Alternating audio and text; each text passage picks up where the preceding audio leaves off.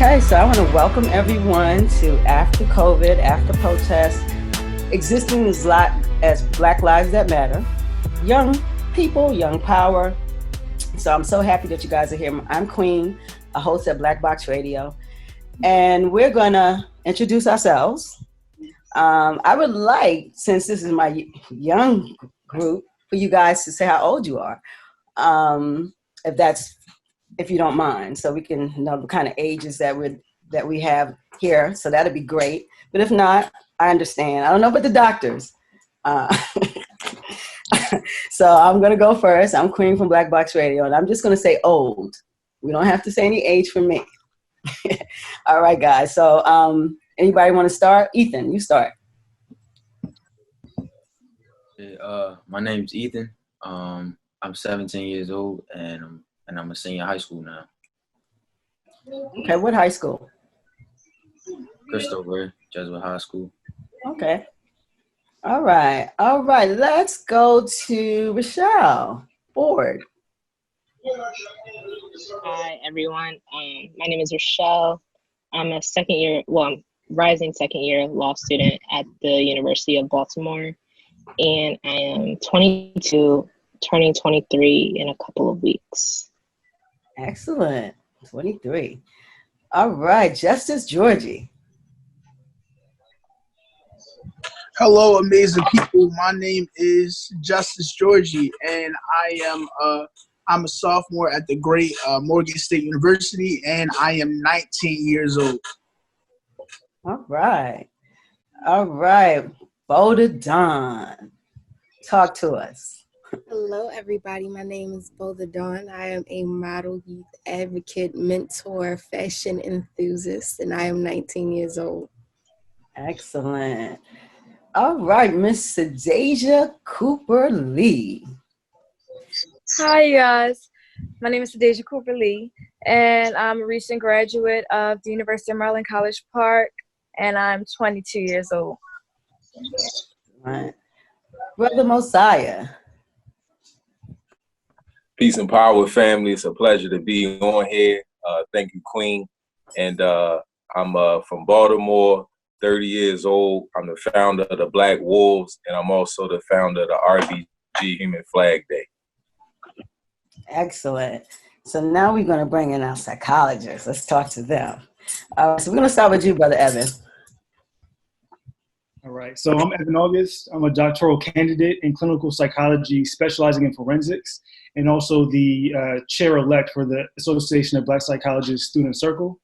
And I'm 28, so I'm not in the old range yet, but a few years I'll get there. So, yeah. You got to watch that old word, bro. Yeah, right. Okay. Dr. Tania, introduce yourself. Greetings, family. My name is Tania Lodge. I am a psychologist. I'm a Black psychologist. I want to make sure I say that. It means something as it relates to the conversation we're going to have.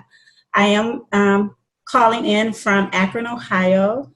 I am the clinical director of a community mental health agency here where we service primarily the Black community using African-centered approaches. I'm an active member of the Association of Black Psychologists. I actually serve in the role of student circle board co-advisor, as well as an initiative called the Sawubona Healing Circles with my co-chair, Evan, that we are implementing in response to the double pandemic that we are doing.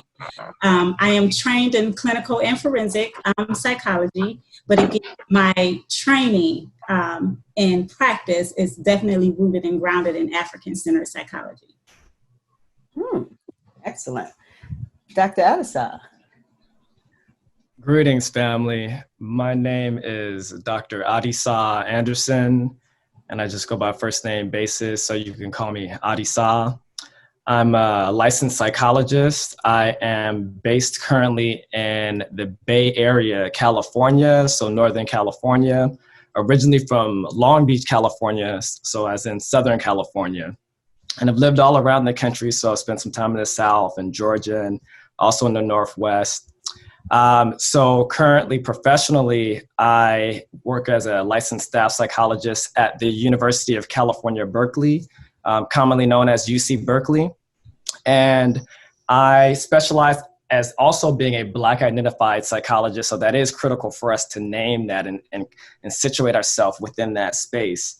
And I also serve as the lead for our African American mental health team. And I also serve as the mental health liaison for the African American Student Development Office at UC Berkeley.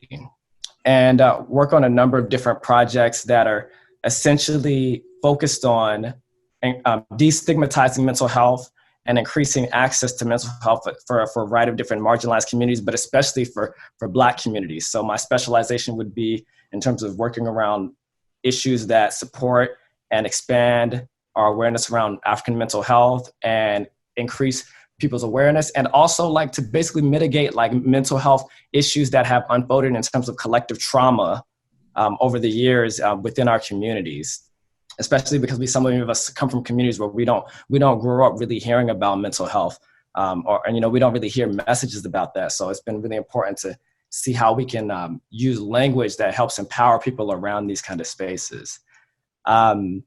And other than that, it's just a pleasure and an honor to share space with you all today.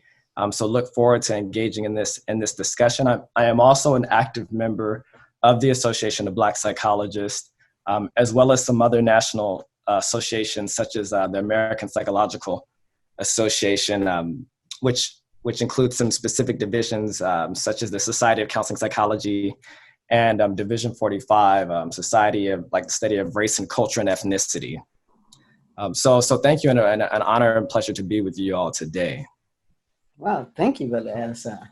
You're doing a lot over in the Bay Area. Mm-hmm. Okay, so I learned today, guys, that it is Mental Health Wellness Month. I actually didn't know that. But it's so applicable to what we're talking about today, after COVID, which we're not after COVID. I thought we would when I scheduled this in June, and I thought about this, but we're still in COVID, and actually we're still protesting. There's still some protesting going over in the country, which is amazing. But we are still existing as Black Lives That Matter. And so it's important to kind of talk about where do we go from here and kind of unpack where we are as young people. I want to hear you guys' depiction of how do you feel with the climate, the temperature of what's going on in this country when it comes to racism and what we're going through with the pandemic.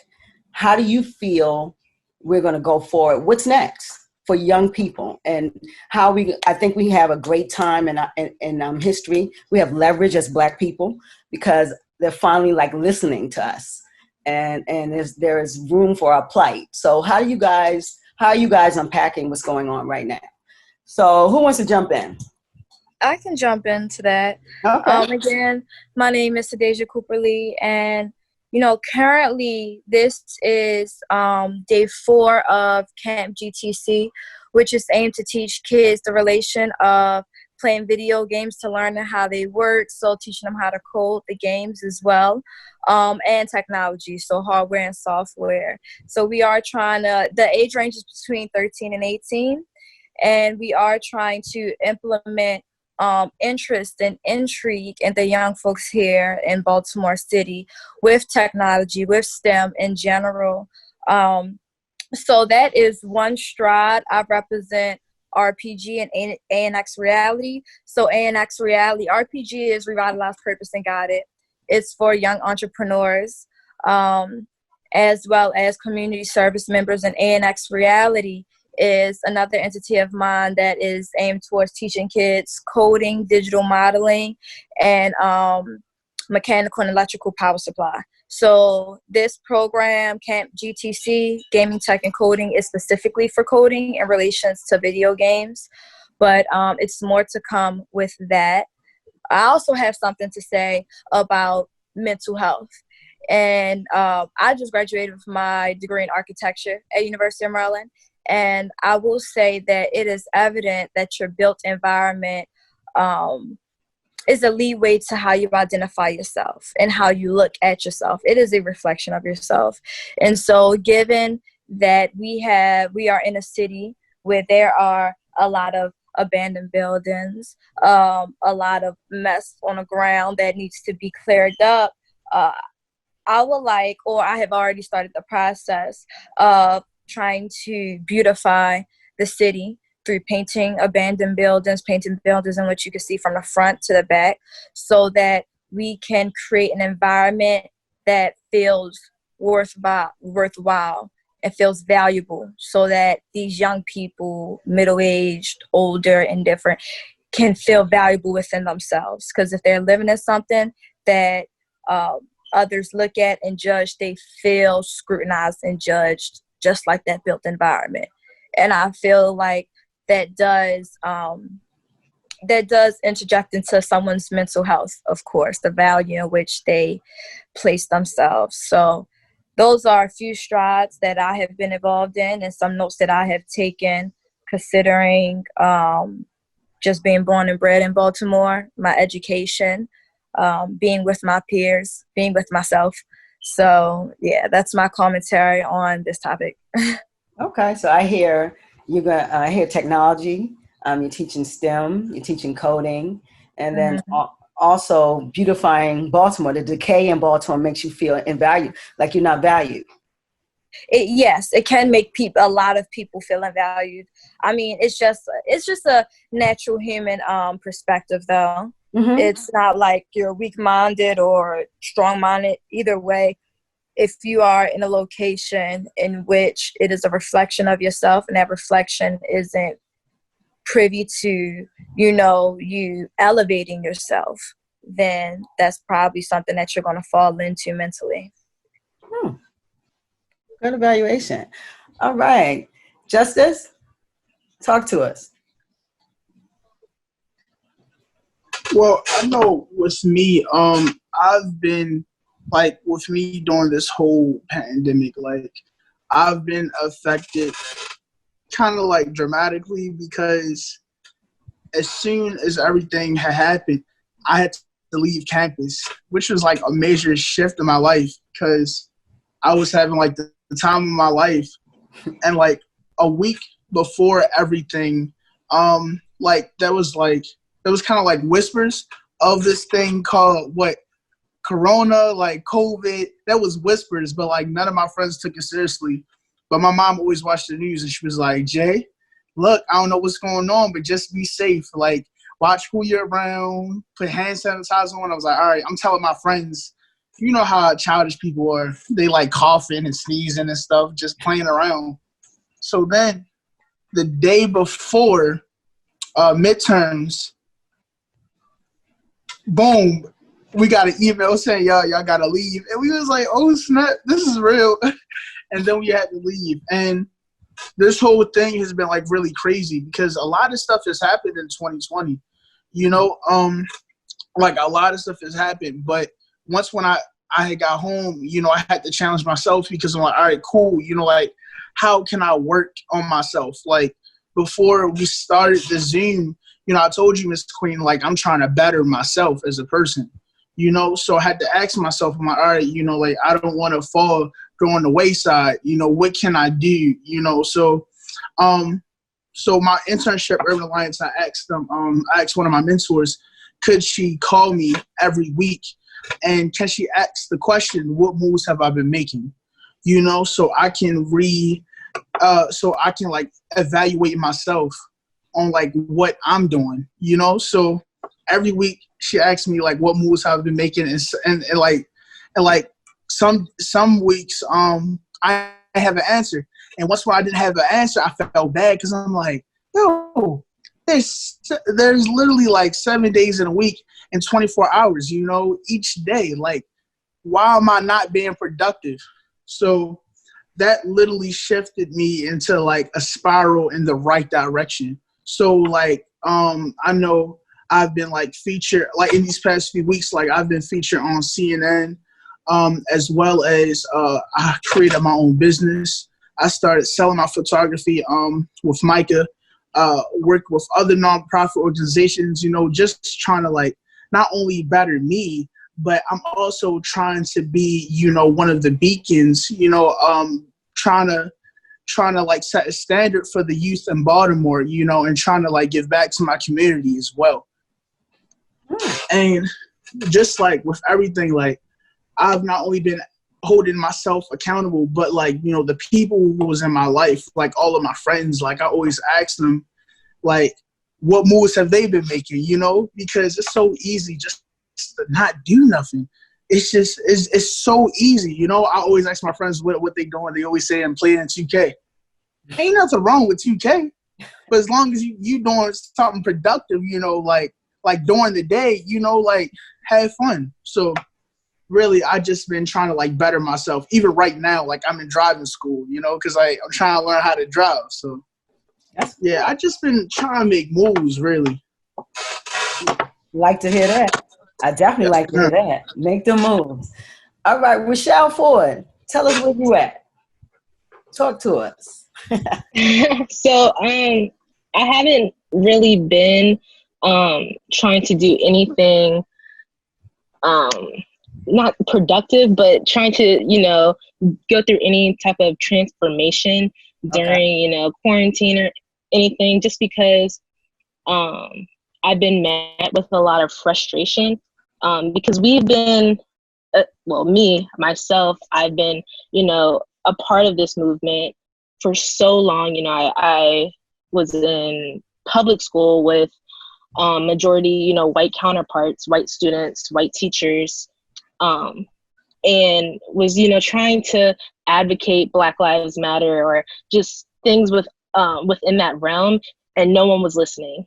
Even throughout college, my whole 4 years at Towson University, I was trying to make the school better for racially diverse, specifically Black students. And I was met with a lot of, it was controversial what I was doing. And so now I'm in law school and someone else dies, someone else is killed, and now everyone is listening. And now it's like the whole world is shifting after I've felt so much burnout from high school, like 9th grade, 10th grade. And it's just been frustrating.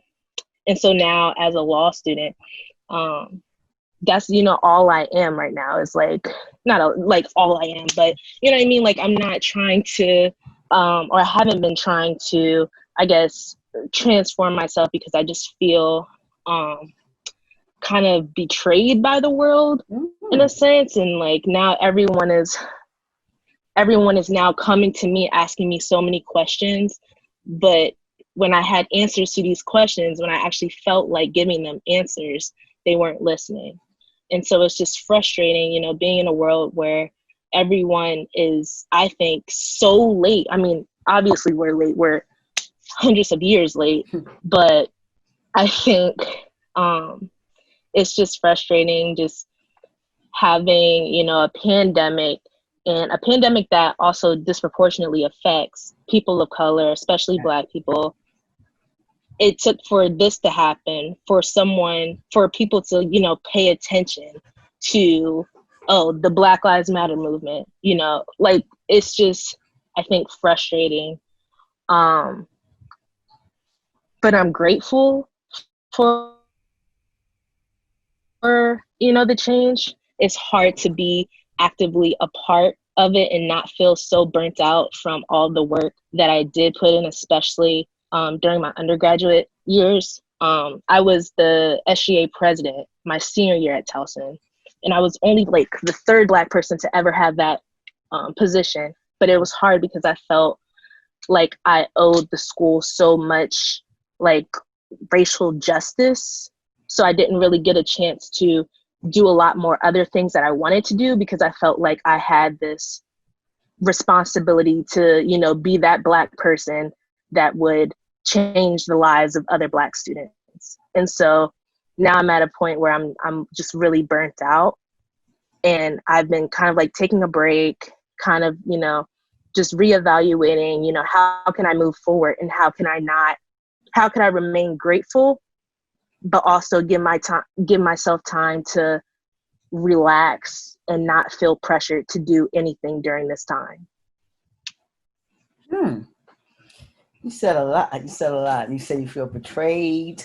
You were activist. I feel like that too. A lot of ways. I've been black and now it's sexy to be black. And I feel you. But I think in a lot of ways we feel as if people didn't hear us, and it had to have something tragic to happen for them to hear us. But we still have to stay in the work. So I know you're not feeling it right now, but you'll come back because you're passionate about it. I'm not in the work. I'm just saying, like, let me just rephrase. I'm not in it. Okay. I'm not trying to transform myself to do anything that I wasn't doing before. Got it. So I'm taking this like quarantine to just be a social distance, just pure social distance, I and yeah, and so I'll always, I am working. It's an online legal internship, but it's like a real thing. So I'm on my computer all day long, on the phone all day long. So my off hours are literally just being in the house, and I think that's okay too, just to make sure we remain also focus on the importance of our mental health and trying to de-stress when we're not really doing anything. Absolutely. So any of the psychologists want to say anything? I'm gonna go to Messiah. If you guys still unpacking what you want to hear what everyone says first. So okay. So Messiah, let's hear what you got, Brother Messiah. All right, so do me a favor. Rephrase that question for me, or just repeat the question. Okay. The question is, the title's After COVID, After Protests, and Existing as Black Lives That Matter. So I'm trying to find out from your perspective, where are we going from here? What's next? The climate of this country, what's going on, and also racism just didn't start. It might be recognized more now, but of course we've been going through this since the beginning. So what do you feel now is the next movement for young people in our community? Well, that young brother's T-shirt right there, I want to really start my conversation off of his T-shirt. It says "Legalize being black." Let's do it. That's powerful. Ethan, I didn't know you came like that, bruh. You came hard. Go ahead. Yeah.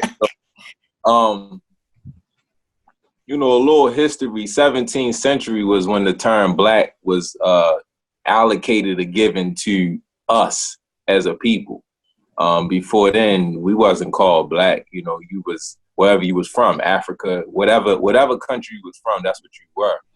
Bacon's Rebellion created the term black and white, basically because there was a rebellion of whites and blacks coming together, and they was tearing down the government. They were tearing down the colonial power at that time, which was Virginia. So if people do their history, 17th century, that's when really things started going even more downhill for our people. You had a time in the 17th century where blacks was having indentured servants that was white. They was having family with white women, and then once Bacon's Rebellion happened, they made it illegal for blacks to have families with white people. They also made it illegal for blacks to have horses. You couldn't own land. I mean, so much had changed simply because the people came together up against the government, and it wasn't just black, it was white and black. So I think this generation, after this new generation, speaking of me for myself personally, I see a time for radical change, extremism. And when I say radical change, meaning really evaluating how we've been doing things for the past 100 years and seeing what has not been working. Lately, I've been particularly joining with all different kinds of people, not just black people. I'm that person. I was that beginning Malcolm. I was that beginning Malcolm that was, saying let's separate completely from whites, because of the systematic oppression and basically who holds it in their hand. But with my experience and the diversity, I say really within this year, and especially with these uprisings, I've stood shoulder to shoulder with whites, and I would say that they were more out there, more so than my brothers and sisters, who talk the talk real good, but they not walking the walk. And I've had some conversations with these white brothers and sisters, which I call them, and they have really just opened my mind to looking outside of what the media is trying to feed me, and more so of my personal experiences. So I come to say that I believe this young generation, we don't really need to be so pinned in on what happened in the civil rights era of just the hardships of our people. Understanding, yes, that we've come a long way, but I don't believe that we should just have a separatist mentality no more. I believe this young generation, we're going to get done in a way with racism. I believe we're going to get done in a way with even classism. We're not tolerating that. We're not handling that. And I believe through business, I believe through innovation, I believe through diversity and travel, getting outside of your city, getting outside of your state, getting outside of the country, getting outside of America, traveling the world will expand your horizon. Not getting away from, though, the fact of the matter that there is a old-minded generation that rules this nation. It's the mindset, though. See, it's not the color. The color winds up adopting the mindset, and the children of those people who are carrying on these old ways, they may wind up being white, but no child was asked to be born into no kind of family. You know what I'm saying? We didn't ask to be born into the world that we're in, so it's the mindset that we got to get away from more so than the color. And I think if we get away from them old-fashioned mindsets, them old ways of thinking, that we can really evolve, mindful evolution as a people, and we won't be having some of them struggles that we've been having for centuries. Okay, so I hear coalesce with other people other than Black people. Mindful evolution, diversity, travel, innovation, business. Some of the things I heard from you, Messiah. Am I right? Yes. Okay. Bo the Don, talk to us. I was absorbing everything. Y'all kind of done threw my little train off the tracks, but I'm gonna try and bring it back together as much as possible. And I'll start with, so in a previous interview that I've done probably about a couple weeks ago, I was asked how I felt about my generation and what our role was in what I like to call Civil Rights Part 2. And from everything that I've seen, because I was not on the front lines, y'all, I was very much an observer and just being well informed, because I'm one who combats ignorance. I'm not really one to be outside.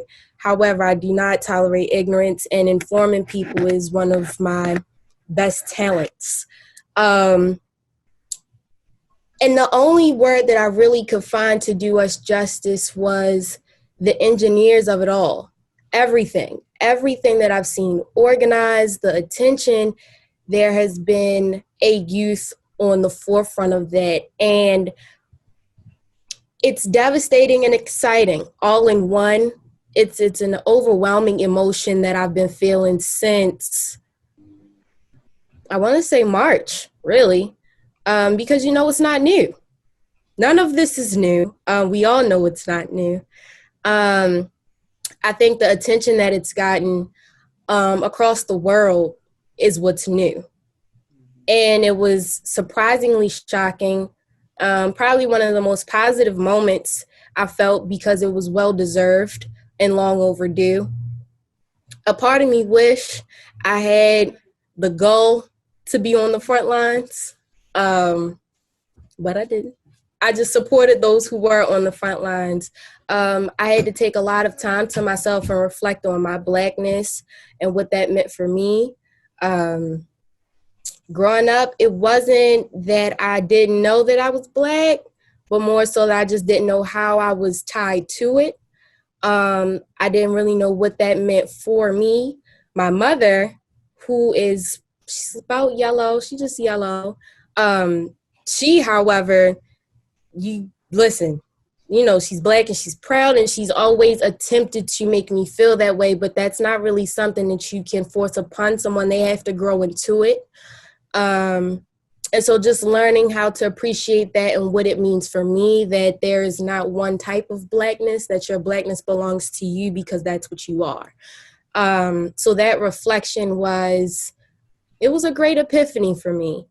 Mental health, man, I've been educating folks and dealing with it on my own time since I was diagnosed with clinical depression and anxiety in 2016. It's one of those things that you just never know who. You can't put it past anybody, and the effects that it has is different. It's one of those things in the Black community that I so wish didn't have such a negative stigma around it, because a lot of our family, and I'm talking about just people that you pass on the street, suffer from it, and they've been suffering for so long they become desensitized to it. And so now you're living in a home where your mom could possibly have bipolar depression disorder, and you're trying to figure out why some days she's snapping on you, and it's because mom hasn't been able to be diagnosed, mom hasn't been able to go to therapy and unpack. The things that should be accessible were made inaccessible, and it wasn't on accident. And so it's things like that that made me draft the project Healthy Minds for Happy Hearts. And then the subdivision, which is I'm Pretty LLC, which is based out of Baltimore. I am the CEO and founder of both. It's been my mind child for about 5 years now. I first started thinking about it a little bit before high school and started developing the business plan for it throughout, because of how it made me feel. I didn't know what it was for about 2 years before I was diagnosed, It was difficult. It was a really ugly feeling. I couldn't figure out why I felt the way that I felt. And it almost scares you because I was functioning. I'm still very much functional in my illness. And the way that I cope and combat it is with excessive productivity. So when the pandemic hit and I couldn't travel anymore, I couldn't go to work anymore, I had to sit and battle it in a whole different way all over again. It was just me and it face to face. And it was like, you see me, and I was like, yeah, I see you. And some days I was losing the battle, quite frankly. I just had to keep remembering and reminiscing on when I could be productive. What did being productive at home look like for me? And it wasn't until May when I finally started figuring it out, like, okay, I know that I can't do X, Y, and Z. So how is it that I can make myself understand that this is not permanent? That was the goal. Today is not permanent. So what can you do to remind yourself of that and every day look different? And the fact that that's just my case. I know that there's so many others who feel similar or even worse, or even not as bad. And all of it is important at the end of the day, especially when you talk about Black women, and how we suffer for a lot of different reasons. Women are my soft spot. I went to an all-girls middle school and all-girls high school, and we deserve better. Mm. We deserve better. And I've always been an advocate for Black boys and Black men, because in our community, they too deserve better. And so finding how we can support each other at all ages, in all generations it's been some great findings for me, just in some little social experiments I've taken on my own, you know what I mean, on a smaller scale. But to say the least, this pandemic, Civil Rights Part 2 has been useful. Very useful in my character development as a mentor, as a model, a youth advocate. It's been very, very useful. Okay. I hear that. Useful. It started out devastating and exciting, and now it's useful. And that's a great thing. You got to make it useful. Excellent. All right, Brother Ethan, you got this legalized being Black. You came in here with power. So you got to hit us. Talk to us. Okay, so I'm going to answer the first part, and then I'm going to answer the second part. So, okay. Like once Corona hit, that it was really good for me because I'm not going to lie to you, or it's all of you. In school, I'm not going to say I wasn't smart, but I wasn't making the best decisions. Like I wasn't paying attention in class. I wasn't doing all sorts of things. But when I got by myself at home with my mom, always checking up on me, I started to excel.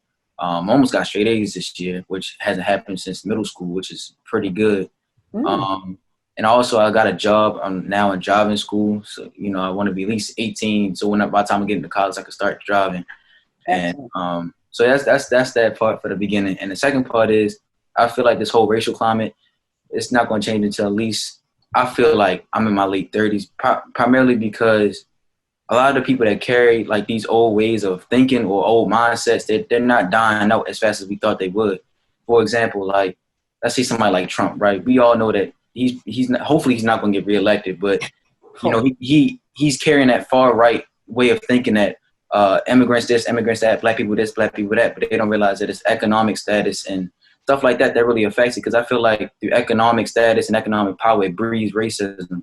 And it's just, that's just my take on it personally, but I could keep going, but I just want to keep it short, sweet, to the point that through having a top 1% and they're able to buy these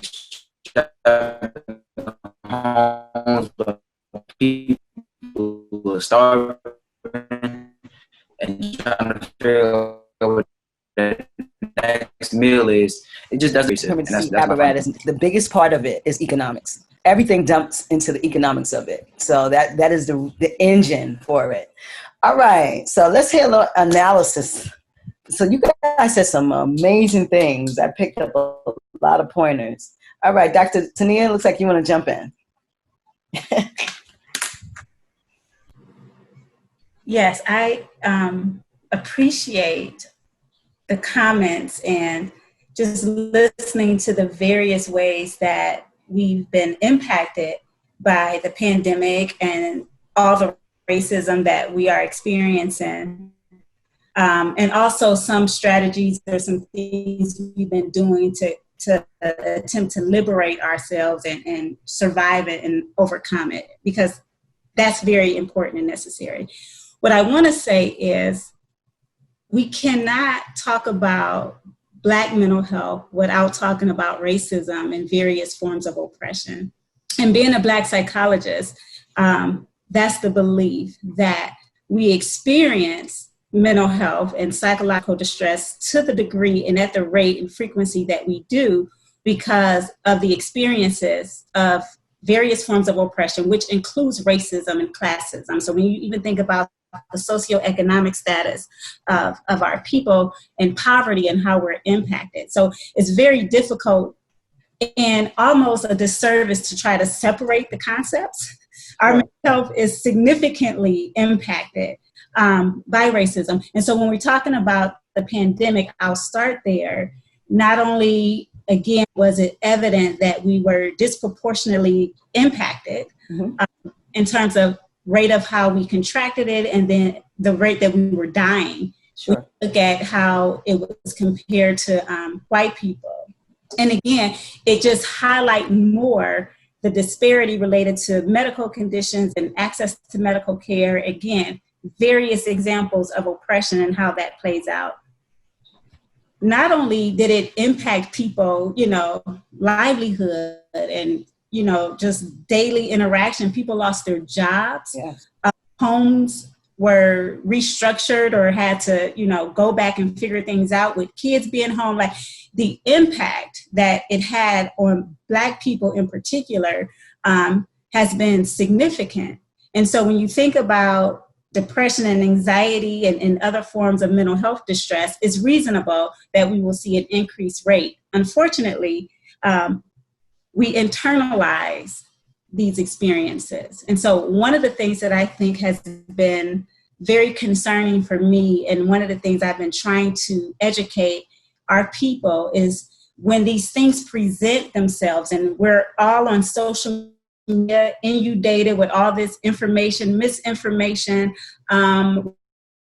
whether we're listening to our state governors, each other, the information and how it gets presented is more detrimental to the Black psyche, because here it is again, oh, where there must be something wrong with us. What is wrong with Black people that this pandemic happens and we are impacted greater than any other race, right? There's an internalization process and a psychological impact that we're not always aware of, consider, or can speak about.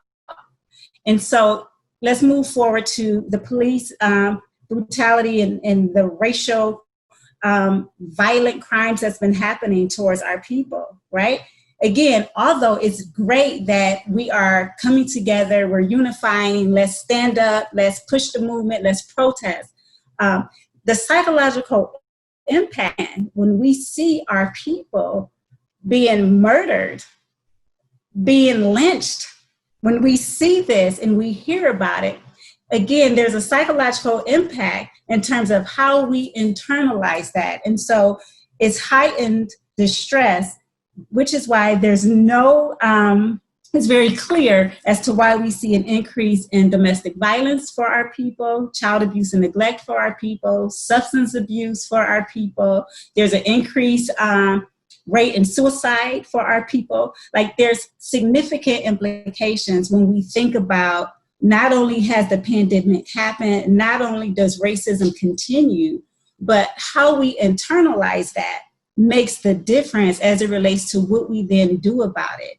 Are we going to be stagnant? Are we going to be stuck? Are we going to become more anti-self, anti-Black, or are we going to stand up and know who we are, remember where we come from and who we are as a people? Again, this isn't new to us. Our ancestors have been there, done that. Our ancestors have also survived.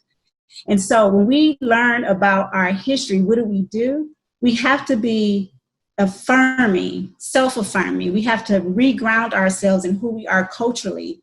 And we do that by going back to ancient African and what was life like before we were enslaved, before we were colonized, right? Before Jim Crow era. What were we doing? How were we functioning as a people? Where did we place our value, right? It wasn't on all this materialism and competitiveness, individualistic spirit. It was more collective in nature. It was more harmonious. It was more about placing value on interpersonal relationship, the collective community. And so we have to go back and re-examine our history and remember who we are and where we come from ancient African history, not what we learn in our schools about what it meant to be enslaved, because that as well has a psychological impact. If we look at ourselves as descendant of slaves, then it's no wonder that we can't stand up or feel good about who we are as Black people and do the things that we need to do to survive or to liberate ourselves. If we are looking at ourselves as descendant for slaves, unfortunately, we're going to respond or act accordingly.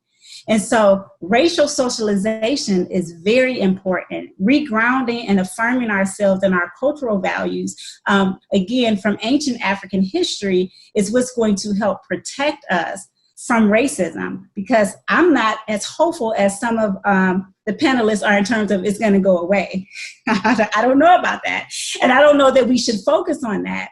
What we should focus on is who we are and how do we work collectively and unify together as a people and begin to build our community and our race and our culture so we can develop our own, that we don't have to rely on or depend on what white people are doing and how they're moving, right? We have to focus on us, who we are, where we came from, and what things were like before we were enslaved and colonized. Because again, if we do not, our psychological wellness will significantly be impacted, and it's going to be very difficult for us to move and make the needed progress that's going to uplift and liberate our people. I want to say something. I hear from the young people, Dr. Addison, that they're young, but they're already tired. They've already experienced racism. They're already infected. They see it. I hear from Brother Ethan. He's talking real logical about his feelings and what he sees. And then now, how do they move on? Because of course, I think when you're young, there's some generational trauma from our parents, that was put on me. And I'm sure that these young folks we haven't even resolved the generational trauma that they've dealt with. So now they come into society and they're dealing with racism in their face. And they see the inequities in the system, and they can normalize. They're starting to normalize it in their young ages. So I'm hearing to them that from Rochelle, from Ethan, I'm hearing from they're tired. Bo, they're saying they're tired. So how do they go forward and kind of unpack where we're at? Sorry to give you another question, but. No, that's a beautiful and important segue, and thank you again. And I'm just feeling so moved by the words and this wisdom and the knowledge that the youth and everyone has been sharing on this Zoom so far. It just really is a testament to like the collective wisdom and knowledge that we have within our communities. Yes. And so as I share from my perspective, I want to begin by grounding what I'm going to say by starting with a quote. And it's a quote from one of my nearest and closest dear mentors, the late, this person was an important mentor to me, and this is the late Dr. Joseph White. And this is, for folks who are in the field of Black psychology, many people know of this individual because this individual, Dr. Joseph White, if you have not heard from him, whether you're in the field of Black psychology or not, this is an integral person to know about, because this individual was the godfather of Black psychology. He was like the father of like beginning to like expand our awareness around mental health from a Black-centered and African-centered perspective within our communities.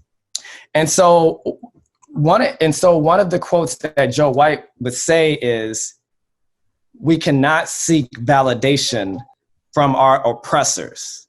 He would say we cannot seek validation from the oppressor. So we as Black folks cannot seek validation from the oppressor. And I want to start out with this because when I hear that, to me, it's such an important space to be centered in, because it really highlights a lot of what we've been talking about. Because it talks about, well, how do we see ourselves as Black folks? And then how do we perceive ourselves? And who tells us how we understand ourselves from a historical lens, on a psychological lens, on a sociological lens? How do we understand ourselves? Are we writing in other words, are we writing our own stories and our own narratives of our communities? Or are we taking in the narratives in the communities of white supremacy and of other dominant oppressive spaces that try to dictate and tell us how we should be thinking about who we are and what our potential and what our capability is? And so when I hear we cannot seek validation from our oppressors, it's reminding me that we constantly need to be developing our own strategies, and we need to be developing our own practices, and we need to be developing our own theories and our own movements that uplift our people, and not be reliant or dependent on external communities or forces to advance our people.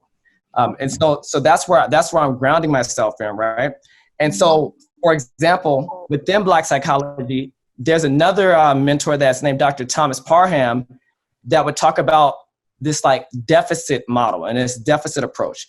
And what he meant by that is that a lot of times when we see ourselves, when you read in the history books, about our communities, and you hear that we started from our history started within the American slave trade, then what does that do? How does that impact how we see our potential and what our ability is in the future? If we believe we started in a space of oppression, and then that really limits like really what we believe is our capacity for what we can expand to in the future. And then that's seeing ourselves also from a deficit model, right? From a less than model in comparison to other communities.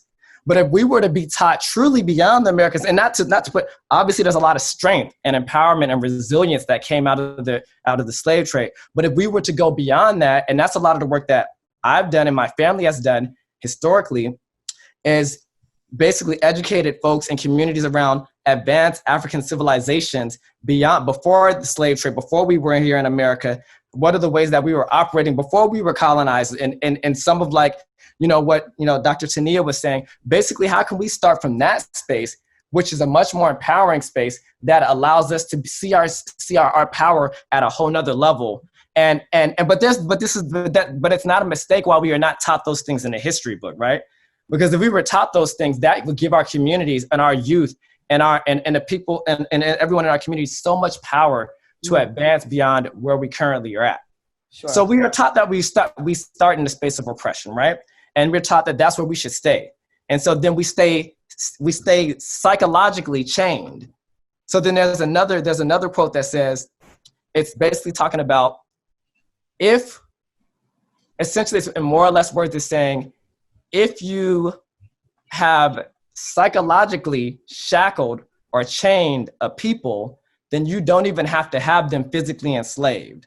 So we have all these prisons and everything, the prison industrial complex and everything going on right now. But it's even beyond that. It's on a psychological level. And this was why we keep bringing it to a psychological piece, because if you have psychologically shackled and psychologically control what people believe they are capable of, then you have like beat them in a battle, in a war, before we even get to the physical fight. Absolutely. And so it starts on such a psychological level. So that's why we got to be basing a lot of what we're talking about on a deep psychological soul spirit level. Like, how are we feeling about ourselves? How are we thinking about ourselves? And how do we even believe in ourselves? Because so many people from our communities, I see it every day in the work that we do as Black psychologists, we're feeling like demoralized, we're feeling defeated, we're dealing with the self-doubt, we're dealing with the collective trauma, the collective grieving, the intergenerational trauma that we're talking about here. And this is, I'm also speaking personally, like, as I try to navigate through like graduate school and stuff, it's like many times I was moving through a space where it didn't understand how to support me as a Black male and how to support me in terms of like advancing through these predominantly white spaces. So then I was pathologized. I was pathologized as a Black male and made to feel and internalize my experience, that experience, to believe that it was me who did not have the capacity to advance through these spaces. When the reality is that as I got mentorship and as I understood my experience more deeply, it was the problem, the toxicity existed in the environment. Yeah. It was the context, it was the environment that was not providing adequate support for myself and so many of our Black folks in our community. But then but what happens is that's put on us and it's projected onto us. And then we are scapegoated out of these spaces, and we are, and there's a narrative built around us that we are not good enough to persevere through these spaces. But the reality is that we know that many of these academic spaces, many of these systemic spaces, whatever the system is, they're not built for us to survive. They're not built for us to thrive. They're built to actually break us down and to like denigrate us along the way. Mm. So it actually requires us to have even so much more resilience as a Black people. The fact that we are actually still even here right now with a halfway amount of sane, resilience, it just shows you how strong our people are in so many ways, right? Yeah. So what this brings us around to is some pieces around, we can call it self-care. A lot of people have been talking about self-care, as a buzz term, around the country, right? Yep. And so when I talk about self-care, one of the quotes that I like to think about, and that comes, is this quote from Audre Lorde. It's a quote from Audre Lorde. And Audre Lorde says, self-care is not self-preservation. She says self-care is not self-indulgence. Self-care is not self-indulgence. She says that self-care is self-preservation. Self-care is self-preservation. And that is an act of political warfare. And so for me, that quote and that message, it really, really resonates with me and so many people, especially folks like Black folks and Black folks in the healthcare field. It really resonates, right? Because a lot of times what we're taught in our communities is that we're given a different message. We're taught, we're coming from collective spaces, collective communities where, yes, we're taught, make sure we're doing everything to support everybody around us and the collective like community. But sometimes we're also shamed, or we're taught to neglect ourselves in the experience, and we're taught to put ourselves last, or we're not really taught how to balance. We're not socialized or taught how to balance like the work that we do for others and the care and the love that we give to others, and how to balance that with like how are we filling up ourselves and how are we pouring into ourselves at the same time. And so anytime we can be doing something that helps to sustain us as people, especially during these times where we're engaging in so much activism and challenging systems of oppression, anything that we can be doing that can begin to help sustain us, that can begin to help preserve us, especially in a world that is constantly psychologically, mentally, and emotionally and physically attacking our Black people. Anytime that we can do even the simplest thing to help us to make it to the next day, to help us to make it through the month, to help us to just get out of bed, because sometimes it's even hard for people to just get out the bed and just to like make it outside. Anything that we can do that helps us to keep going in this struggle is an act of political warfare, and it's an act of revolution in our Black communities. So that piece really resonates with me in that way. And so in that, what it brings me around to is, well, what are we doing? And the message in a lot of the work that I do is like really tapping into. So historically, our people, as we know, we've had to be a part of the movement. It's like they say, like we say, this is the movement and not a moment. It's a movement and not a moment. And historically, we've had to be a part of that movement, right? But the challenge that we've dealt with historically is that as we engage, as you have all our civil rights activists, Martin Luther King, Malcolm X, Harriet Tubman, and so many other, Frederick Douglass and so many others, and then the late John Lewis recently, right? As we engage in that, and as we engage in this work, we end up becoming burnt out, and we get overextended, and we run ourselves ragged. And then that results in issues like what has been mentioned, like the increased, like, let's say, heart conditions, cancer. I'm talking on a personal level, like that I've seen in our families, in our communities, the increased like rates of heart conditions, cancer, diabetes, high blood pressure. And it's partly because we are not learning how to take care of our mental health and our self-care while engaging in this work of activism. So a lot of the work that I do at UC Berkeley and beyond that campus is providing workshops and providing psychoeducation and providing presentations that really help our communities, especially people who are engaging in activism, like figure out how can we engage in that activism and that critical work while also being sustained in that work and uplifting and continuing to empower ourselves while we engage in that work, so we can continue to do that work on critical levels, right? And then I also spend a lot of time talking about helping people to figure out, well, what is their role within a movement, right? We talk about activism, but a lot of times when we think about activism, we only think about it in one way. We think about activism as like, oh, the people out there protesting, the demonstrations. But that's only one form of activism. And there's so many ways for us to lock into a movement, right? It can be the people on the front lines, the people protesting. And then we got the people writing the government. And then we got people who are working on changing the policies, the racist and oppressive policies and practices. Mm-hmm. And then we're going to have the folks who are speaking and doing the interviews. So there's so many ways that we can engage in this activism and all of this type of work. And so it's also important for us to figure out how can we call different members of our community in instead of calling people out and alienating people from the movement. How can we help people to feel a sense of belonging and a part of this greater effort to advance our community, right? And so it's talking about figuring out what is our role in terms of activism in this work, and then how do we sustain ourselves through that work. And so then what that brings me around to is this piece around, well, what are the communities or what are the spaces that have historically targeted our communities? And right now, y'all know one of those spaces that what we have seen happening recently, and not recently, also historically, but has gotten like a lot of media attention more recently, is this ongoing police violence. And we see the police violence happening, and some people are wondering, well, why is this happening, and why is this happening in this way?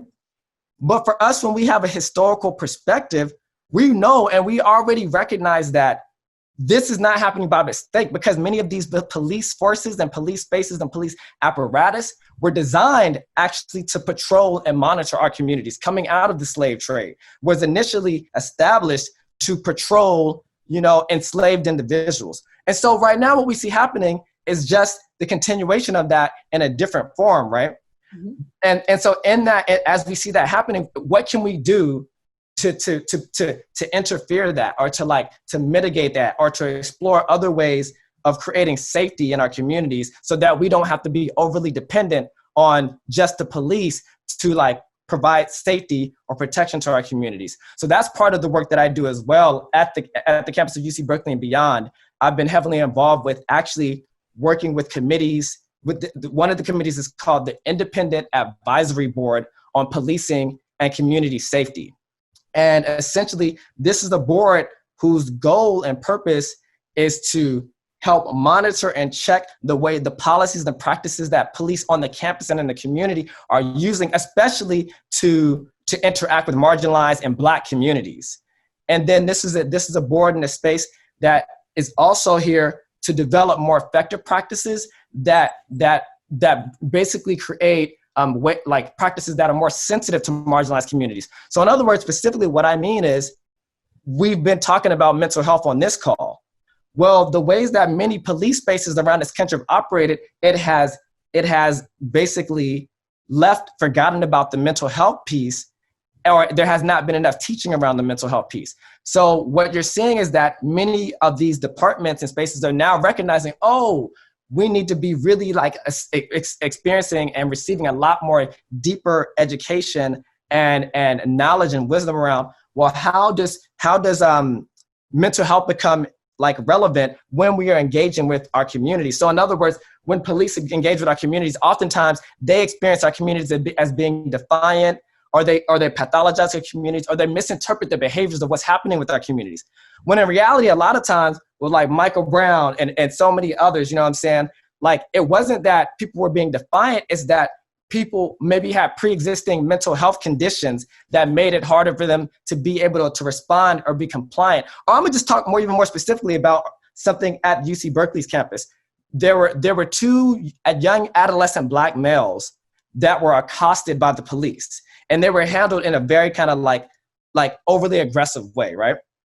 And what was later realized is that it wasn't, the police thought these boys were trying to be defiant and trying to be rebellious and non-compliant. But the reality is that these boys had pre-existing mental health conditions like ADHD, so they had attention deficit issues. It was hard for them to be able to pay attention. It was hard for them to be able to sit still for an extended period of time. And then they had pre-existing experiences related to trauma. And then they also had experiences where they had maybe an academic plan that had been developed in schools to help them to be able to engage more effectively in a way that fit with their learning style. But these police were not aware of any of those mental health issues or how to respond or how to de-escalate when you're dealing with Black and Brown communities that may be experiencing some levels of trauma or attention related or depression or anxiety. And these police were not aware of how to interact and respond in a way that mitigates the trauma and it helps increase the safety through these experiences. So that's some of the work that I also do is helping to increase the role of mental health professionals in our response to our community. So we're less reliant on police and more of having a sensitive response around mental health in our communities, and just also changing the policies and practices around that. And then lastly, last two things is because of the ways that Black men have historically been impacted, I do a lot of work that's focused on how do we uplift our Black men in these communities, because we know that statistically Black men have been targeted to an even higher degree. Many of our Black communities have been targeted, but we also recognize that statistically Black men have been targeted in a unique and deleterious way in terms of police violence, school to prison pipeline, the prison industrial complex, and so many other things. And so in terms of me identifying as a Black male, I lead some different groups. I lead groups that bring men of color together and Black men together to receive support, to learn how to understand themselves in terms of their psychological health, in terms of their well-being, to increase their ability to engage in vulnerability, to engage and to increase our ability to be able to communicate our emotions, and a thoughtful and a vulnerable way with the people within our families and our communities, and to basically unpack masculinity. And what I mean by unpacking masculinity more specifically, how do we unpack toxic masculinity? So like right now you hear across the US context, there's a term being thrown around toxic masculinity. And what that means is like, we're socialized as men to believe that you always have to be strong, that you always have to have it together, that you can't never show weakness, and that you can never show emotional pain. And that, and then if you were to show those things, that represents weakness. But that's a form of toxic masculinity that's not African-centered, and it's not Black-centered. But really the African-centered and the Black-centered psychological and sociological way of understanding ourselves as Black folks and as Black men is to be in tune with our emotions. It's to be in tune with collectively, how do we connect with our communities? And from an African-centered way, it's actually even to be in tune with equity in terms of gender, like not seeing ourselves as above like women or other genders, but actually in equity with our female and women counterparts, and a role of uplifting and empowering and not in this male privilege space above other individuals. So really helping our men to see how can we walk through this world in a way that's less toxic and more empowering and thoughtful and vulnerable as we move through this world. And then one of the ways that I begin to tap into that is through teaching people about African-centered indigenous healing practices. So this is called African-centered indigenous healing practices. And one of those practices that I grew up doing was called West African drumming. And so so professionally, I'm a mental health professional, but I'm also a West African drummer, or I use West African drumming to integrate and talk about and promote mental, emotional, and psychological well-being. And I use that to help bring different like marginalized groups together, but especially Black communities, to understand how can we integrate culture with healing, and how can we reconnect with Africa and African civilizations and African and indigenous ways of being that have been a part of our culture. How can we get back in touch with that so that we can continue to empower ourselves and not be dependent on the oppressor or white identified spaces to tell us who we are? How can we dig back into our history, the things that have helped us to thrive and get to this point, and get back in touch with that? And one of the ways that I do that is through sharing about like West African drumming and how that relates to healing and uplifting our communities. Okay, so that was a lot, Dr. Addison, but that was a whole lot. So what I do want to say though, because I've heard this, these young people, when you look at protests and you look at what's going on, they don't have this issue with white people, as you would say, the older population. They're looking to coalesce with young whites. And the whites are in the protest. I went to the protest. I've been out there. These guys, I'm not saying that they're more active. They're free. So in their free space, they feel protesting is no problem for them. But the young people here, and what I heard from Mosiah is they're willing to partner, coalesce with them, build with them in a way that I think the older generation does not even look in that way. So when I say that, Evan, is that something that is viable, or is that effectual for them? Because they're looking to do that, and to me, those are the folks who we're having issues with. But the young people are revolutionary. So what do we do?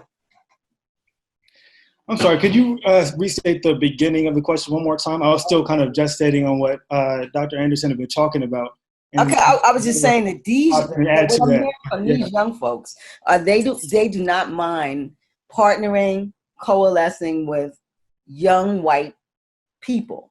And then you look at the protest is very white. I went to the protest, it was 80% young white kids, and they are very adamant. And they're out there. So, but the young folks that we have now, they're looking at government, they're looking at what they see as examples, and they see inequities, and they don't have a problem with the white youth. So what are we saying? Are white people the problem? when you have young white people who are very present. So how do we package that? So I would say like my first immediate reaction is the distinction between noting white people as the problem and whiteness as a problem, if that makes sense. There are a lot of white people historically who have been transformational, have been activists themselves, have put in a lot of work. And the thing that this always consistently bumps up again, though, is the construct, the idea of whiteness. And when it comes to the movement right now, right? I think there was a poll, right? For the first time, there was like broad support, even among white people, for Black Lives Matter. The issue becomes, right, how do you shift that from, okay, this is like a popular token that I'm going to hop on, I'm going to go to the march, I'm going to absolve myself of the guilt I might feel because I had to bear witness to an event that was so tragic, right? How do you shift that from just almost like an individual desire to absolve yourself of guilt to actually to sustained change? And I think that's one distinct aspect that we can almost hear even among the young people who are here, right? It's not that this is a moment in which they've come into activism or come into a desire to change. This is something that a lot of people have been grappling with since they were born Black in the US, right? Whereas for a lot of white people, it might be their first grappling with, this racial consciousness. Sure. And so it's about, okay, how do you shift from this maybe, intense schism, right? This idea that I am a positive force that a white person might have, I'm a positive force in the country, and suddenly facing the fact that no, I'm actually not. How do you shift that right into sustained action? So that would be my first thought there. The second one I just wanted to highlight, right, bringing back to some of the experiences that a lot of the people here brought forth, is it's just that there's no right way to process what's going on, if that makes sense, right? I want to highlight a lot of what Dr. Anderson and Dr. Lodge have been talking about in terms of the power of collective, and some of what that means, right, is I think Rochelle talked about in this moment. She's a little bit fatigued. Is that right? Like a little bit fatigued. She's dealt with this before, right? A lot of people are dealing with this for the first time, all right? Whereas Justice was saying, like, listen, I got more time. Like, I could do this company. I'm about to be on CNN. Like, he could take that energy and, like, he's ready. Right? It's game time. Like, he's ready, right? And part of the power in collective, right, is that dynamic, right? Is that as somebody comes into it and is like, finds themselves ready, right? Some other people might take a step back and, gather themselves, like thinking about where exactly am I going to make my impact, right? That's the kind of the strength of the collective. That's the second thing. The third thing I want to bring about also is the idea, and I think Dr. Lodge hinted at it, right? And I think it was Ethan that brought up, right, that there's this idea that a lot of racism, it's going to be around for a little bit, right? Because I think you might have said that the people who hold the ideas aren't dying out as quickly as we thought. Was that right? Is that yeah, right?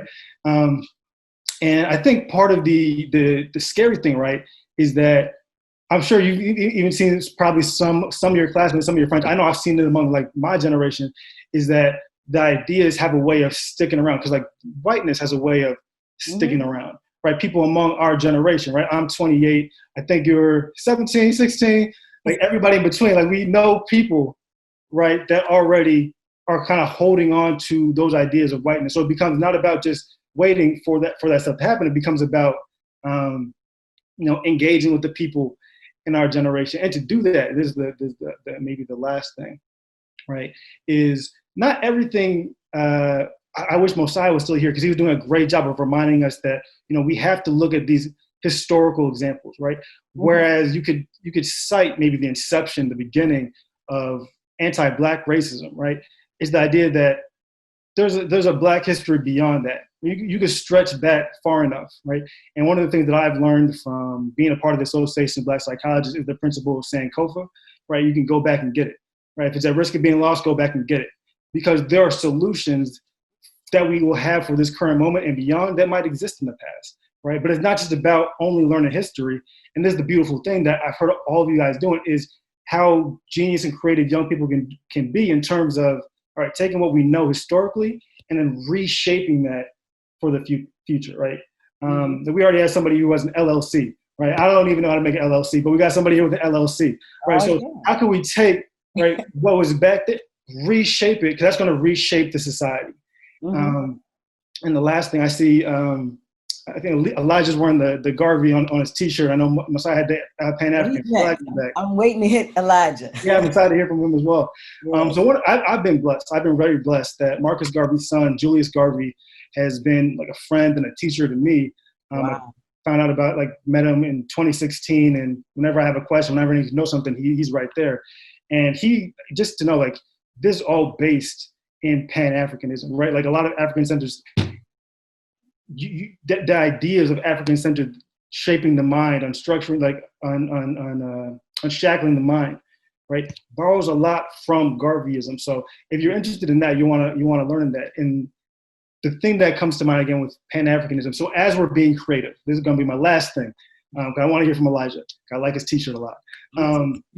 As we're being creative, right? As we're thinking about Pan-Africanism, it's the ideas that our creativity don't just impact our communities; they impact a lot of the world as well. And I think about this, right? So I'm Haitian, right? And we're thinking about police brutality in the U.S.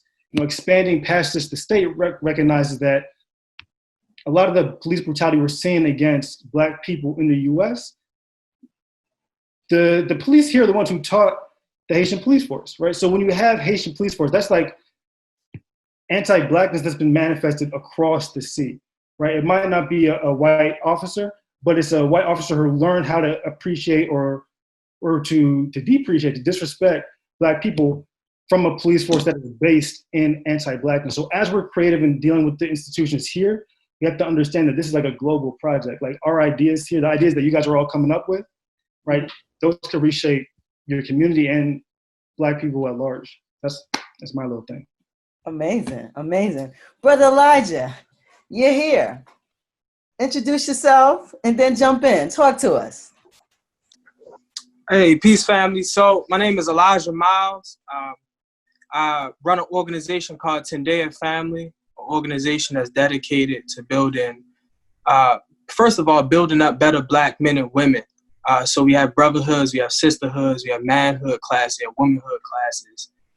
But secondly, we about creating programs to serve our people in Baltimore City. So we run a community cleanup every week, a Black History book club every week, community workout, sisters dinner open to only Black women, among other things.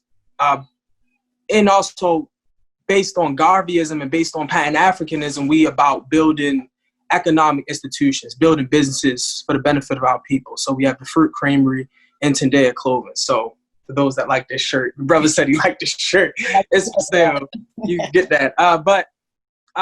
So I jumped in late to the conversation, but some of the things I heard was about that I wanted to speak on was about white people and movements. Mm-hmm. I would say that is white people fully a part of the protest, because the protest is not a unified, organized thing. It's a bunch of people that are concerned about a certain issue, and they all coming down to a certain place in time, and they pushing for action. But I don't want to make it seem as if that in all sections of our struggle as a people, that we need to be hand in hand with white people. I, for one, and we can talk about it. I think it makes the conversation more interesting. I completely disagree with white people being in every part of our movement. I think it is putting us open for being co-opted. I think it muddies the waters. I think it's real hypocritical for us to talk about safe spaces for LGBTQ and IS and talk about safe spaces for women, and then when we talk about Black people, we got to include everybody. Absolutely. No, so in Tendea Family is only Black people, and it only can be Black people. If you are white or any other race, you can donate, you can support in that way, but no, we need a safe space for our own people, because our problem is not just police brutality. Our problem is cultural. Our problem is economic. Our problem is political. And so it's not that white people are wrong or white people are bad.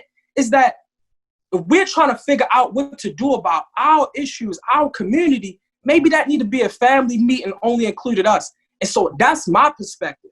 And I think those of us that feel, and it's an assumption, but I think those of us that feel that white people should be included, one, are not thinking deep enough, but two, I think is because we may grew up in areas with white people. We may went to school with white people. But I think when you talk to the average brother in the hood, I think the people in the hood, the people in the trenches understand that white people can't be involved. But I think it's us with our degrees and all of that type of thing that we try to make the Black community more multicultural, more open arms than it really is. Because the thing is that us as a people, we are trying to figure out what to do about us. And there's no white person or no Asian person or Hispanic person that is willing to work fully for the interests of Black people. It's none of them that's willing to do that. It's none of them that's willing to do that. It's none of them that's willing to say, like the Koreans that's in our community, that's blood sucking our community. They're not willing to give up their corner stores so that them brothers that's sitting out there corner selling drugs can have a legitimate business. They're not willing to do that. They're not going to move an inch. And so sometimes with these white people, even being a part of the movement, they take up space. They take up too much space. So for me, I don't think we need white people in the movement. I think white people, if they feel guilty or feel whatever, they can support. And what I can say is that Tendaya has received donations from white people that are good-hearted and want to support. But if you respect Black people as equal human beings, then you don't have to be involved. So that's for one. And for two, because I don't want to take up too much time, I think the protest is a side issue. I really do. I think the police brutality protest is a side issue. And I think most of the people that's drawn to the police brutality protest is only because they got pulled over. It's a class thing too. So it's a lot of college students down there. It's a lot of people that got a little money down there. It's because they personally affected by the issue of police brutality. But when it comes to the day-to-day issues in the Black community, a lot of people are nowhere to be found. And so what I would say is that we got to be real careful about allowing the media to determine what's important to us at what time and what moment. So they determine that police brutality is the issue now. But we need to determine when is the economic issues in our community going to become the main issue agenda for our community? When is the fact that our people, our brothers have to sell drugs to feed their family? When's that going to be a main issue? When is the molestation, the rape that's happening in our community going to become the main issue? If you wait for the media to make it the main issue, it'll never become the main issue. So I believe that, man, we are allowing the media to tell us what to now in this moment, and it just happens to be police brutality. And actually, it's dying out. It's dying out. It's not a lot of heat behind it even more because why? The media not on report it. They're not reporting on it no more. So for me, I'm interested in Black people working for the Black community 24/7, 365 days a year.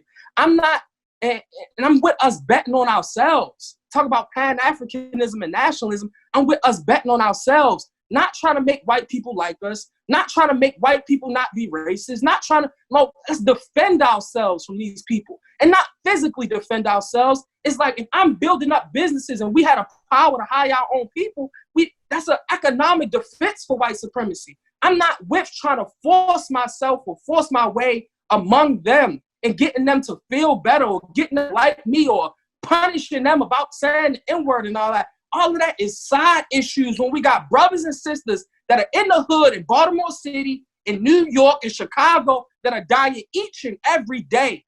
All this stuff, we don't have time for these side issues of like, oh man, it's police brutality. Let's tweet about it. Let's Instagram about it. Let's hashtag about it. Let's go yell at City Hall face. Like, nah, we gotta really get to work. There's brothers that's coming home from jail right now that need training. What are we gonna do about that? Mm-hmm. They need job training. What are we gonna do about that? But we so focused, in my opinion, on these side issues, and it's an intellectual pursuit. This protest now is an intellectual pursuit. We do it because it's comfortable to do it. But we are in the Tendaya family. We are in the hoods every single day. And it's not too many. There's not too many people that's there alongside with us.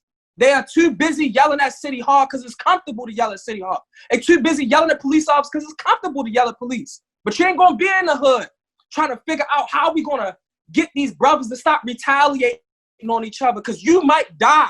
You might die because they know that they're carrying illegal guns. They know murdering you is illegal and they will do it. But we're not really about being in the trenches and really fixing the issues that our community have so that we can have a defense for everything. Because in my opinion, I don't think a lot of us honestly really care about the brothers in the hood. I think we just like to intellectually masturbate about these type of issues. And that's my issue. But I said I wasn't going to take up too much time, so that's what I had to say so far, just listening in. Brother Elijah, you brought power, bruh. You burned us up. Woo! Okay. Just as I know I acquired you, I know you're ready. Because Elijah just burned us up. He said intellectual masturbation. Did you hear that?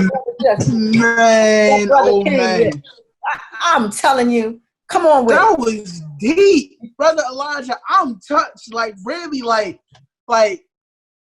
everything you said, ain't nothing was a lie. Like, nothing was false. Mm-hmm. Everything you said was right. You know, like, I agree with you 100%. And it's like, at the same time, you know, like, just like how Miss Queen said, you know, like, you have these, you know, like, white people that's, like, in a protest. And I'm not going to lie, like, kind of changed my mind because, like, the way I thought about it was, you know, I was like, all right, you know, cool, like, white people was like, you know, attending these protests with us. Like, all right, cool. So maybe they just might listen, right? Maybe, you know, maybe police will be like, all right, cool. So you're like, obviously this issue is more important, right? Because, like, white people is there, you know, because apparently they don't listen to us. You know, so like maybe just maybe since you know, like some Caucasians, you know, are there, maybe they just might listen. But it's like at the same time, just like how you said, like, why are we trying to like why are we trying to get on their good side? You know, like, why are we trying to beg them not to kill us? Why are we trying to beg them, you know, to accept us? At the same time, you know, we have to do better, and that's a capital W-E, because we have to do better with our community, you know, and that goes with, like, supporting our businesses, you know, that goes for, like, you know, like, stop, you know, killing each other, like, you know, like, I really like, you know, talking, it really made me think about a Black Wall Street, you know, and, like, what that was, you know, like, literally, if you think about a whole Black utopia, that was literally what Black Wall Street was. You had like a bunch of Black people, you know, like left the inner city and said, you know what, I bet, say, let's keep that same energy. You know, I'm about to go start out, you know, I'm about to make my own civilization. And literally that's what they did. But at the same time, you know, like, once when, you know, white people feel as though that like Black people aren't dependent on them, as soon as we get independent, you know, then that's when there's a problem. Then that's when like they trying to silence you. You know, then, you know, that's when you have to be canceled when you talking the truth. You know, Nick Cannon, like, literally, like, anytime, you know, you're speaking the truth, anytime when somebody see you like really making a movement, Colin Kaepernick, you know, anytime when you're really on the pinnacle of, you know, creating that change, then that's when, like, shit hit the fan. So, long story short, Black Wall Street literally got burned to the ground, you know, and it's like, at the same time, I'm fed up. I'm 19 years old, and it's like, I see my brothers and sisters, you know, like, dying left and right, because there is this disconnect, you know, along with the intergenerational conflict, you know, because between the adults and the youth, you know, there's a huge gap, you know, between ourselves. So I feel as though, like, you know, so, like, before, you know, we even talked about, you know, Black versus whites, you know, like, all of this other stuff, you know, we had to look at what's the root of the problem. And at the same time, you know, that root of the problem is ourselves. We need to work on ourselves. We need to work on funding each other. We need to work on to love each other. We need to work on, you know, people would rather go to Olive Garden than rather go to Taste This. Wow. Oh, no. Oh, it's like, oh, I always ask people like day after day. I'm like, hey yo, like you trying to go to this black-owned business? Nah, yo, they too expensive. But they the same people who would rather go to Valentino's. Like, yo, what? You know, and it's like at the same time, like really, like I remember when the whole protest, you know, was going on, people was doing riots, you know, all this other stuff was like, don't get me wrong, I understand, you know, people's fed up, I'm fed up too, but there's a way, you know, we have to go about it. I was talking to my friend not too long ago, she was like, yeah, you know, like, we really need to fight the power. Malcolm X said by any means necessary, you know, we really need to like dish what's been dished to us, and it's like at the same time, like all we doing is hurting our own communities. Let's keep it $1.50. Every time when people was burning down what all the corner stores, you know, everything that was going on, they was in the city. They was affecting their own jobs. I talked to this one guy not too long ago. He called me. He's like, I guess just to check up on me. Like, hey man, how you doing? Everything good? All right, cool. I was like, yeah man. I'm like, how you doing? Oh, look, I'm good. You already know I live in the county, so like, look, I don't get affected by all those riots. I almost cussed them out because I got pissed off. Like, but at the same time, you know, like everything that's happening, you know, is going in our inner cities. So how can we go about this change? How can we embark, you know, on this change within our community? We gotta start loving each other first. I don't care what price you literally throw at me. You know, like, yo, if I got it, I got it. You know, so what if it's $5 more? You know, at the same time, you know, I promise you, if that was a white corporation, if that was a white industry, a white program, you wouldn't have no problem. And the fact of the matter is such that we would rather fund people, we would rather throw money, you know, at people that don't give a shit about us.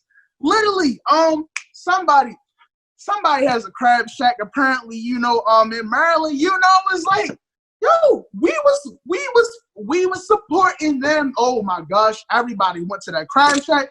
Whole time though, the person is racist.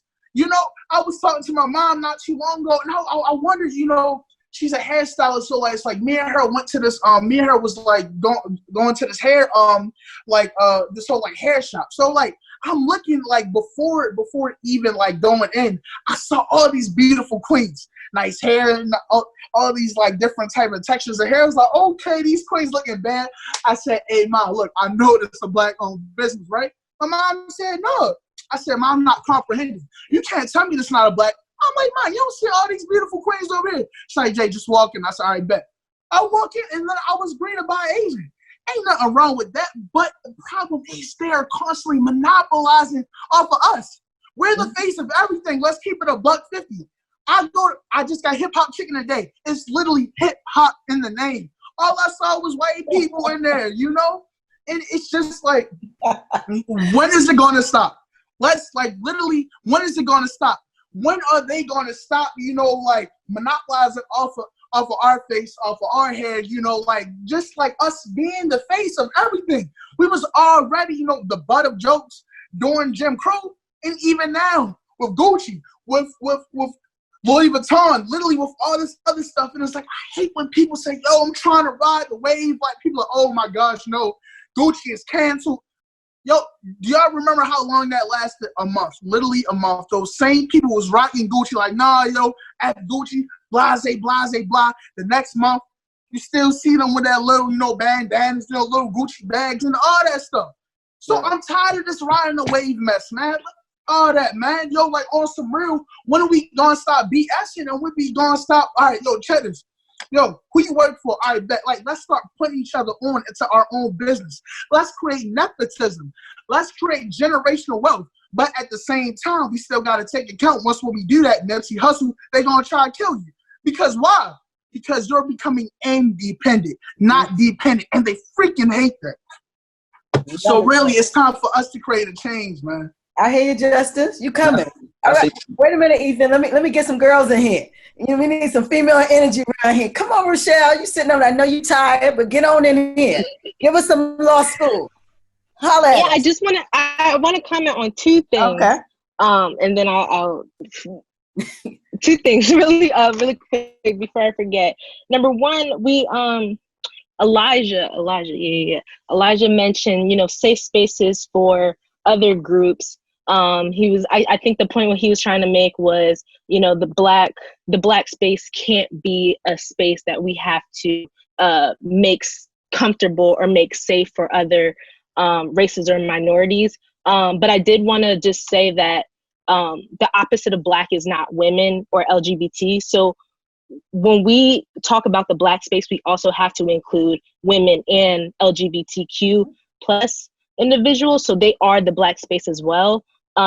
We can say that, an Asian space doesn't have to be a safe space. We're not in that space, but I did just want to make a point that the opposite of black is not women or is not LGBT. So those spaces that are for women, for LGBTQ individuals, have to be within that black space as well. Absolutely. So it needs to be a safe space for the minorities within the black community. I'm talking LGBT, women, disabled or differently abled people. Exactly. Everyone the black space needs to be inclusive. Absolutely. And I think that we lose that sometimes because, I think white people do co-opt a lot of the black movement. And it's debatable whether it works or not. I guess a good opinion on that, because there are benefits and there are also a lot of cons to it as well. But I think that, black people as a whole have to focus on how can we be intersectional and how can we be focused on improving the lives of our own minorities, as well as the average black person isn't,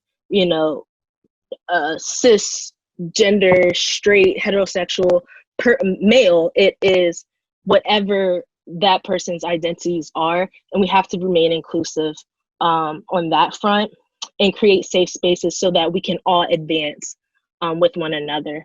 Also want to comment, it's hard because I never grew up in the city. The first time, my AirPods are dying. Can everyone hear me still? Yeah, we can hear you. Okay, sorry. The first time I ever went to school in Baltimore City was when I was in law school. So I've been in Anne Arundel County most of my life. Towson, of course, is in Baltimore County. So I can't really comment on the uprisings or the riots too much. But I do think sometimes Black people get a bad rep when they do riot or destroy property in any way, because it's like, I can't fault someone else for being so frustrated where they feel like they have to destroy the systems that have oppressed us. Yes, it happens. These situations happens in our inner cities, but I think where we're most concentrated at to do so. So it's kind of like a double-edged sword, but I think that we need to come up with ways that we can continue to voice our frustrations or just make people known, make people aware about, where we're coming from and our perspectives. I don't think there's anything wrong with going to City Hall, because some people, that's really all you can do. All you can do is write a letter sometimes, or all you can do is call your representative sometimes. I'm not saying that works, but that's just, I don't like the average person. That's all they can do sometimes. Like, not everybody can be on the front lines protesting. Not everyone is going to, not everyone even has the courage to set something on fire. Like, it takes a lot of courage to even do that. So I can't fault you on that.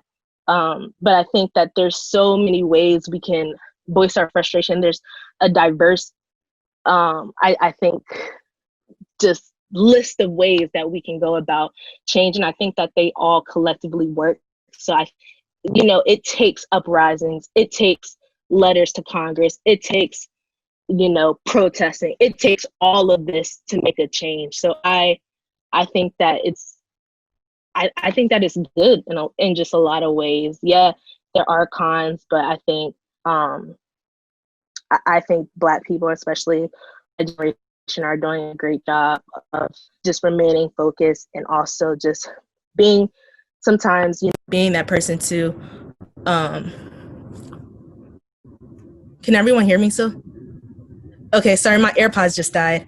Being that person to write letters, or being that person to take the time out and educate a white person, because I can't do that all the time. It's tiring for me to sit down and educate at this point. I'll do it sometimes, but that's not the type of person I have been lately. And I think that it's also important for, I think, us to switch up our methods when we do feel burnt out. Like, I have been a protester at one point, but now I am a person who, writes letters and calls and I do all of the, governmental stuff, because I think it is necessary. And yeah, I think I'll leave it right there. Thank you. It's a lot of forms of activism, as we were saying. So not everyone's going to be on the front line. Not everyone's going to clean up the neighborhood. We do need legislation. We need substantive changes. So it's so many forms. All right, brother Ethan, come on in here. Let me let you hit us with that legalize being Black. Okay, so I wanted to speak on something about what Brother Justice has said. He said something about generational wealth and economic spending and economic power. But a lot of Black people who live in the hood, they don't realize the economic power. Because correct me if I'm wrong here. I think Black people as a whole, we spend like $110 billion a year on, like, that's not our, or maybe our businesses included. But if you realize all that money that, if we invested all that money into Black businesses, like, or Black business that's just trying, that was supposed to get that check, but it all went to like companies and banks and stuff like that wasn't supposed to get that money. If we actually invested as much money as we do with the white man stuff that we with the Black man, Gucci wouldn't even be around right now. If you think about it, there's so many people with clothing brands in the city. I can name like 5 of them right off the top of my head. Yeah. And they would be up there with Gucci. They would be successful right now. They wouldn't be have to waiting for a check from the government that was supposed to be theirs, but it was given to somebody else. But that's all I really wanted to say was, like I said, it's with economics, and once you realize your spending power and how powerful you really are, and don't let somebody that's not your color tell you what's right and what's wrong. And that was another thing I wanted to speak on, because somebody may say, oh, well, Malcolm X, he was a radical, but if you actually watch what he was saying, he wasn't saying go kill a white person. He said that if they put their hands on you, then you have the right to defend yourself. It doesn't matter if you're going to kill them or not. It matters that you're protecting your name, because how would you feel if somebody just disrespected you in front of your whole family? You want to hurt them, right? So that's my standpoint on the matter. All right, powerful. Bo, you got something to say on this one? Save me for last, and so I have so much to address here. First, I need to credit Miss Rochelle. Is that how you pronounce it? Mm-hmm. Because the female mind, man, just brings so much balance to so many things that is necessary. And I am going to segue that into a lot of the ideologies that I consistently hear from Black males who lead great movements such as Elijah and Justice.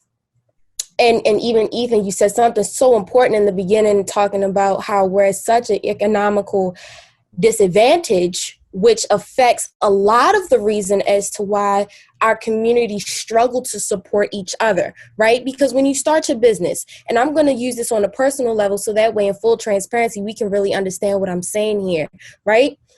My foundation is what I like to think of a grade A nonprofit. It's surrounded by mental health, and it's targeted towards inner city areas because they suffer disproportionately the most. And that is not by mistake, right? And so, of course, it makes sense logically that I should be getting an immense amount of funding, like so many other, right, organizations on the inner city that deal with children who deal with trauma because of violence, and that's in home, out of home, just because of where they live, coming from school, pedophilia, all kinds of trauma, right? They should also be getting an immense amount of funding. That's just like logically, right, for public education. They should also be getting a lot of funding, right?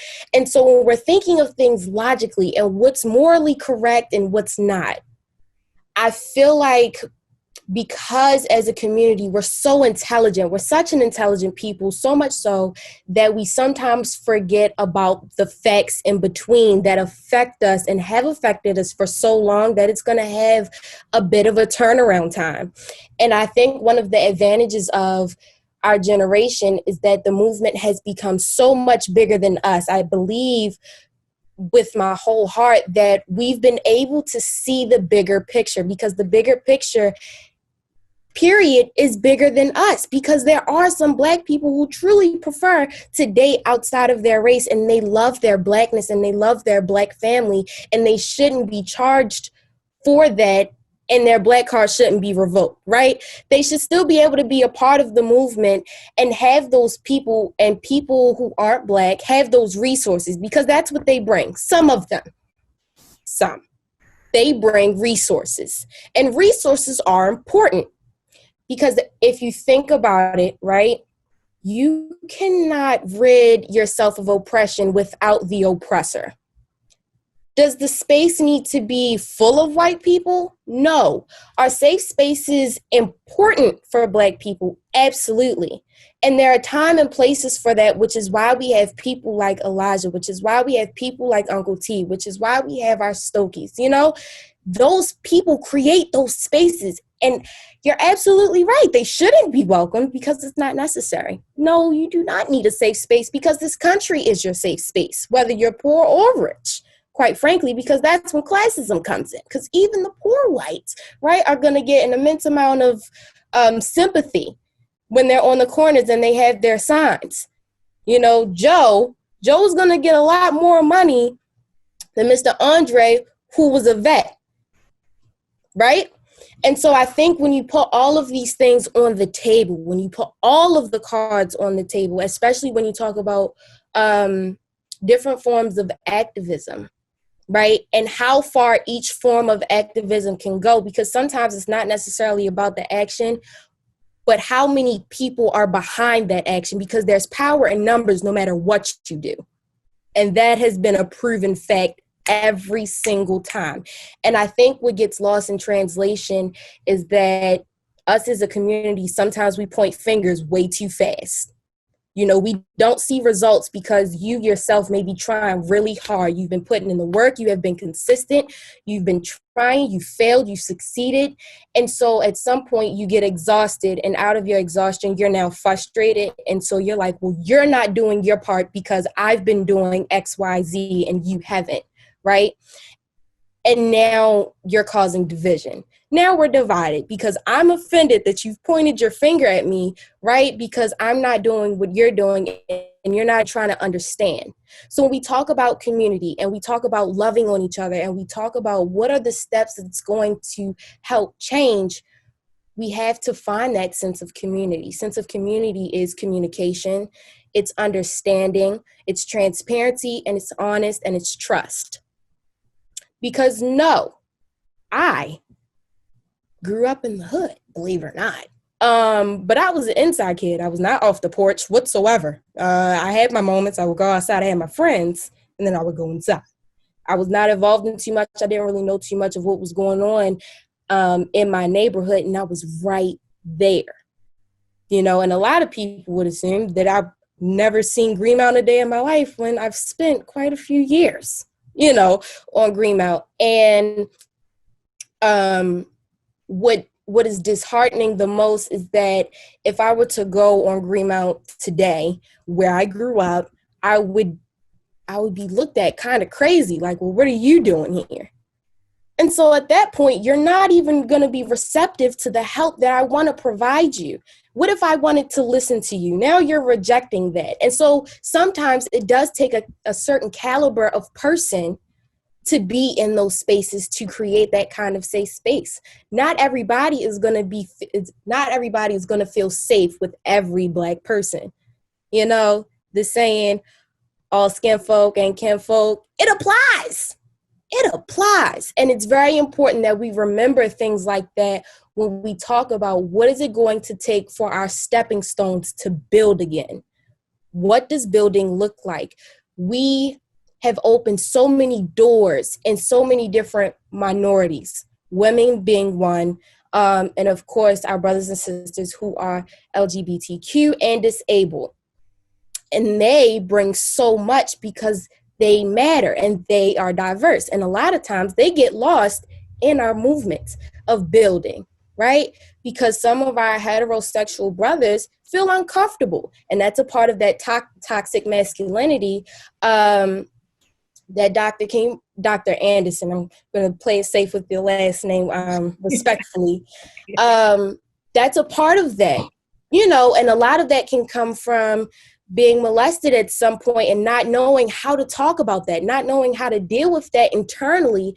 And so now you're projecting it externally because you haven't dealt with it, you know? So it's so much to unpack as individuals, as family members, as friends, as a community. And we have to be respectful of each of those pockets.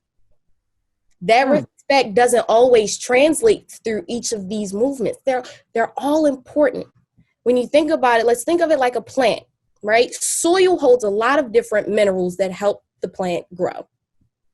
Each of those things are minerals in our soil. That's the foundation before we even get to plant a seed.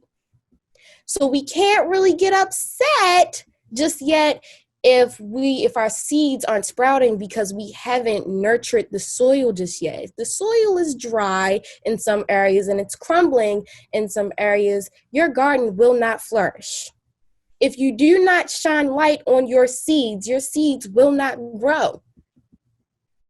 We as a community have to be mindful of so much because we are such a large body and it's a beautiful thing. And that is my hope. That is what I attempt to contribute to everybody who I meet, because you also have to be mindful of, you know, your experiences with different people, right? And so that is my 50 cents, because that wasn't really 2 cents, on just everything that we talked about. The movement is so much bigger. I'd like to think this time, because we're dealing with a new age, a totally new world than what our ancestors were dealing with, and they dealt with it in the best way that they knew how. We're at such an advantage because of them, because a lot of their foundation is what we need to begin to practice. And then we need to engineer it so that it can apply to each and every one of the minerals in our soil, so that we can have the biggest garden and just stunt on everybody else's garden, so that we can have our place. We can claim our place in the world, because it's not just here in the US. You know, we have brothers and sisters that are in the UK who suffer. You know, there are brothers and sisters who are still in Africa, who are going to war still. They need that soil, you know. Even in South America, okay, because yes, Dominicans are Black. You know what I mean? Like, it applies across the board. It's so much bigger than us, and we have to nurture our soil and be mindful. I love to nurture the soil. I love the minerals in the soil. That was a good analogy.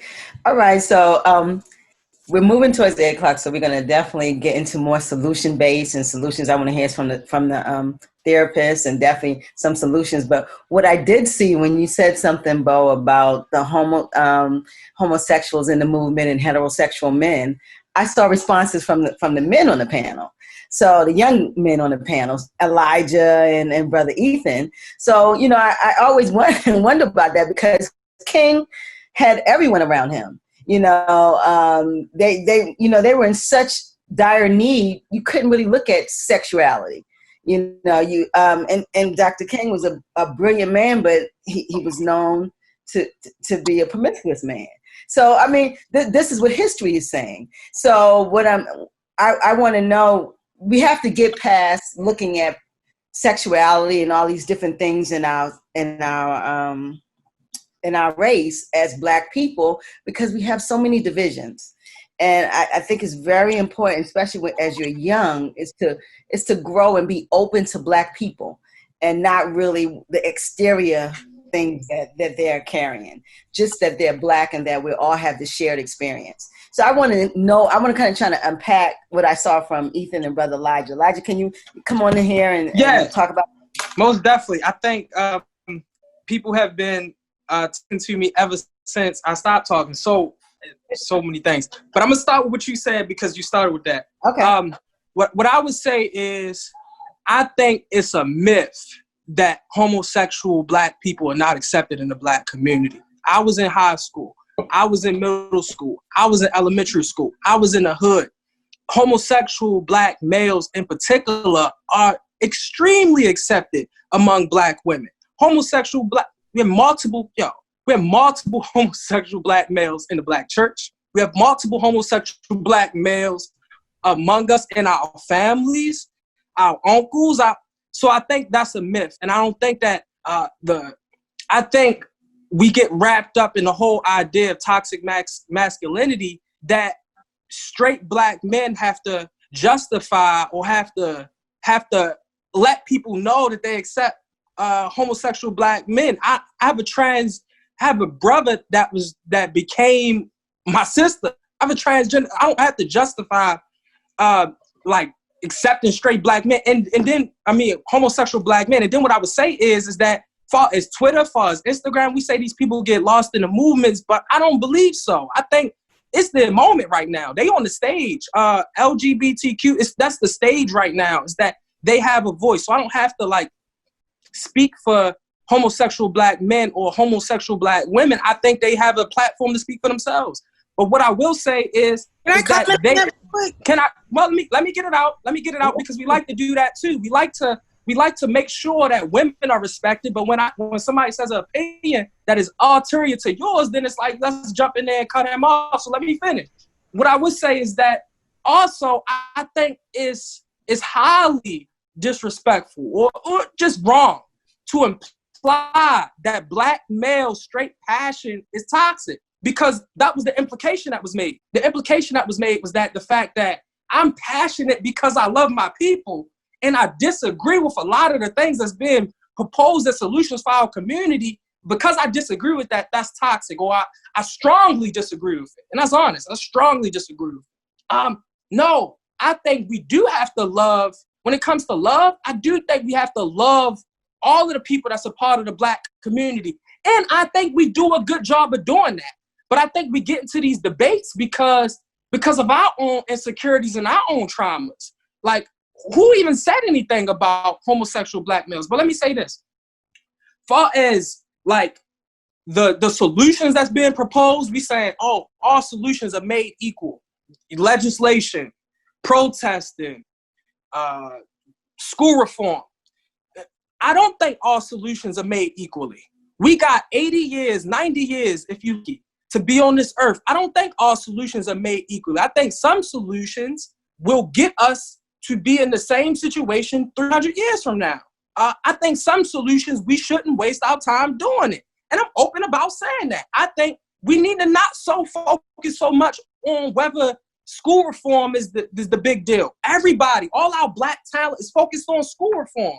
Why are we not focused on building our own schools? Why are we not focused on building Afrocentric schools? Everybody's focused on school reform. Fix the public school system. Fix the public school system. Yo, let's build our own schools. It's Catholic schools. Some of us went to Catholic schools. Some of us went to St. Paul's, Gilman, Calvert Hall. Yo, build our own schools. So that's one. All solutions, in my opinion, are not created equally. They are valuable. Your efforts are valuable. But if you're going to ask me, because we got a lot of roads that you go to a place. If you're going to ask me which one is the longer road, and you talking about I'm going to pass laws and I'm going to yell at City Hall and I'm going to get the schools to be reformed. Schools, the bottommost public school system is politics. You can get a change made, and in 30 years, your change it's back to where it was before. So we so focused on like fixing their system instead of building our own. So what Tendea is focused on, building our own schools, that's part of our platform. Building our own businesses, and that's part of our platform. Building strong families, that's part of our platform. Creating a standard for morality that's determined by us and not determined by white people. But all of this stuff, we judge ourselves based on terms that we didn't create. We didn't create toxic masculinity. We judge ourselves based on terms that we didn't create. We judge ourselves based on measures that is mostly come from the white liberals, if we be honest. All these terms that come from white liberals, and we apply them to a Black context, which is incorrect. And then we say things like, yo, like what the sister said, all respect to you. But no, you gotta be, you can't just be in an interracial relationship and be saying your efforts for the Black community is completely valid. No, we are so scared. This is why we need a balance of masculinity and femininity, because the feminine energy inside everybody, it wants us to say that everybody has to be included. Nobody should ever be judged. Mind your own business about everything. No, we need measures. That's part of creating order. We need measures. So if a person is saying, yo, I'm gonna fight for Black, but I'm gonna date white, we can say, yo, your efforts are valid for fighting Black, but you having this interracial relationship, that's not cool. That's not cool. You're building, you are saying you pro-Black, but you're building with somebody that's not a part of our community and building generational wealth for people that's not a part of our community. Like, we are supposed to be trying to build strong Black families, because family is the microcosm of a community. If there is no strong Black families, there cannot be no strong Black community. Like, so all of that, we have to create measures. And so in Zendaya, there is measures. And so when we talk about Martin Luther King being promiscuous, that won't happen in Zendaya, because you can't have sex with people you're not in relationships with without consequence, without being held accountable. You can't be in interracial relationships. You can't lie. You can't cheat. You can't use drugs. You can't drink alcohol. You can't do those things. That's why you see Martin Luther King doing this over here, but you don't hear those things about Minister Malcolm X, because he's part of an organization. We can call it patriarchal, their words. We can call it whatever we want, but he's part of an organization that has some moral standards. But when we go to Black Lives Matter, or we go to these liberal movements, or we around these liberal conferences, there's no standards. And so how can Black men and women be better and create a better Black community when there's no standards in our community whatsoever? And the second we try to apply standards, it doesn't matter if I'm a male. The second we try to apply some standards and say, yo, fighting legislation ain't good enough, oh, you judge it. Oh, you hurt my feelings. No, you got to know the difference between loving accountability and judgment. This ain't coming from somebody outside of our community. It's coming from your brother. This is loving accountability. When my coach pulls me aside and say, when I'm playing football or basketball, my coach pull me aside and say, you're not giving your all, run harder. They ain't judging me. That's loving accountability. And that's not trauma. But we became so sensitive. Like, if we all love the Black community and we all want the Black community to be in a better place, then these conversations had to be founded on honesty and vulnerability and straight talk. And if we can't do that, then we're not really having a conversation. We're having a applause session for each other. And we're not really saying what we think until we get off the phone and we gossiping about each other. So, like, I care about each and every one of you. And I care about the Black community more than I care about my life. And I refuse to be dishonest on this conversation. No, I don't believe that all these solutions are created equal. Not at all. They're not created equal. It's some solutions, if we want to dig into it and break it down, it's some solutions that ain't going to get us out this situation. It's going to keep us in this situation. You can fight schools for the next 300 years.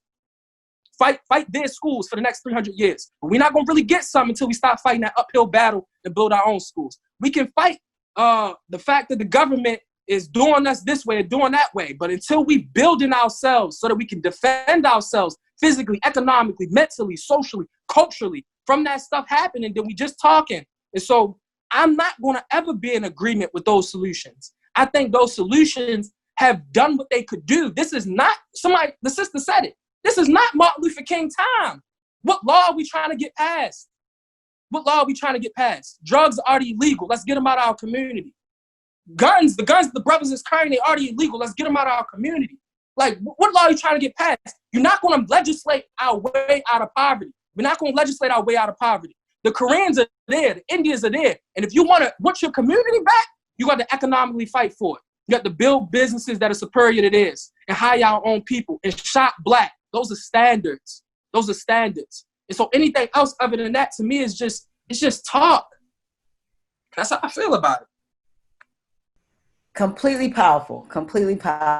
Man. So, Ethan, let me let you talk. Then we're gonna get these psychologists. You get short, sweet to your point. Can I respond real quick because I did have a response to Elijah. Okay, go ahead. I'm sorry, Ethan. I'll let you talk. I promise. I'm not going to take long. I want to say I'm not going to assume your sexuality. I'm not going to assume your background, Elijah, but I do not want your comments to power the rest of the conversation that we have had. I do not think that you can say that you think it's a myth that homophobia and transphobia exists in the Black community. That's just not true. If that were true, then I wouldn't even have brought it up. I can say that I am a member of that community and I have faced homophobia within my community a lot of times more than any other racial community. So again, it's like, I think even with the language you use, constantly saying, calling gay people or LGBTQ individuals homosexuals, or just saying that you have a trans sister who used to be whatever, I don't think that language is even inclusive for you to say that that's a myth, because that language reasserts that myth isn't even a myth. There is phobia in the community, and we have to include other communities within our community to ever get stuff done. And I think that no matter what, you can't help who you fall in love with. So shaming people who are in interracial marriages is counterintuitive. I really do believe that. Just because they're not with someone who is Black does not mean they're not Black. Doesn't mean that they can't fight for their Black kids that will be Black. Mixed people are Black. Like, we have to have these conversations. We have to be inclusive, because no matter what, there's going to be diversity within the Black community, and we have to respect that. We can't say that, any type of phobia is a myth, while also saying that if you're Black, you shouldn't date someone who's white. That's a phobia as well. And we have to, if you can't, I think, respectfully speak on it, then you shouldn't speak on it. And I'm saying that to be respectful. I'm saying that because I want us to be inclusive as a community. I want us to have these conversations and not deny other people's Blackness just because they can't start a family. There are some cisgender women that can't have children. Are they not Black? No, they just can't have children. And so we can't shame people who can't start a Black family, because we're not on this earth to start a family. We're on this earth for, just because we were brought on this earth. We don't have a purpose. We will make our own purpose, and you can't decide or downplay any other's purpose or any other person's life and how they want it to be played out. And I think that it's a respect thing, and I think that we should want happiness for Black people, no matter who they're with, no matter what gender they are affirming themselves as. I think that we should just be inclusive, and once we are in Black community, you chopping. Come on. So I like to be factual. I'm a very logical person. Even with my mom, we be having some logical conversations and her emotions get involved. But I'm gonna say it like this. So it's three things I want to say. So the whole thing about what Mr. Miles said, he said that it is gay people's time to shine. I firmly agree with that, because if you think about it, that's all you see is people, white, Black, orange, whatever color. They're just on Instagram, Snapchat, being openly gay, and it's their time to shine. I firmly believe that.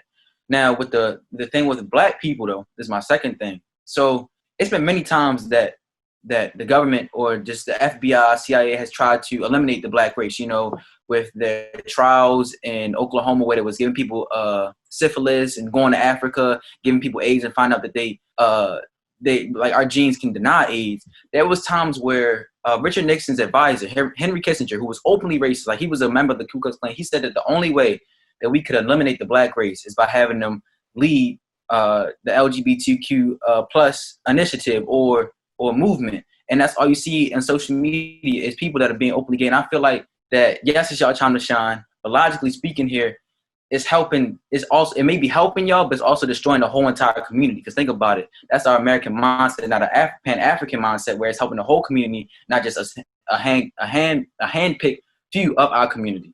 And also, I just want to piggyback on what else, Mr. Mr. Elijah said Mr. Miles said, he said that you cannot date out of your own race and say that you're pro-black. Because think about it.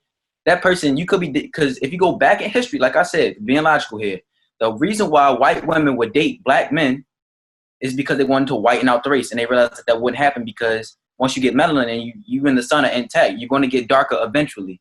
That's why you get, that's why when you take off like your shirt, you see that you're darker on your arms, but your chest is still the same color. So that's all I had to speak on the matter. Okay. All right, psychologists, you guys got to unpack this one because they brought a whole nother element with the LGBTQ. So let's talk about this. Sister Tania, let's tell me what you think. Okay, and we're also getting to solutions, correct? Yeah, and we have to do some solutions, yeah. All right, because I want to offer that too. First, let me say that I just really appreciate the knowledge base and the passion. Yes. So powerful. And I agree with a lot that has been said, but I do want to offer something, and I'm very careful, understanding that there are intersectionalities to our personalities and our identities. I don't want to, again, I don't want to divide us. These kinds of conversations, unfortunately, creates division versus unity, which is needed. I think we all have our experiences, which shapes, how we see or, try to describe or make sense of what is occurring. But I want to be careful not to create division, because that's also problematic. It keeps us distracted from the true goal that's going to ultimately liberate our people. I do want to say there's been a lot that's been said about what do we do, buy Black, do things to strengthen our economic well-being as a people. Like, all of these things are beautiful, right? What Brother Elijah was articulating from his first conversation was so powerful. I was having a hard time controlling myself because I'm like, yes, right? Here's a challenge. The reason that we cannot move beyond where we are, or the reason that we have a difficult time moving beyond where we are, is because we haven't really understood or considered the impact that all of this has had on us collectively. Again, when we're talking about what happened during enslavement, Jim Crow, all the historical injuries that we have experienced as a people that continues to plague our community, like, it's still alive and well.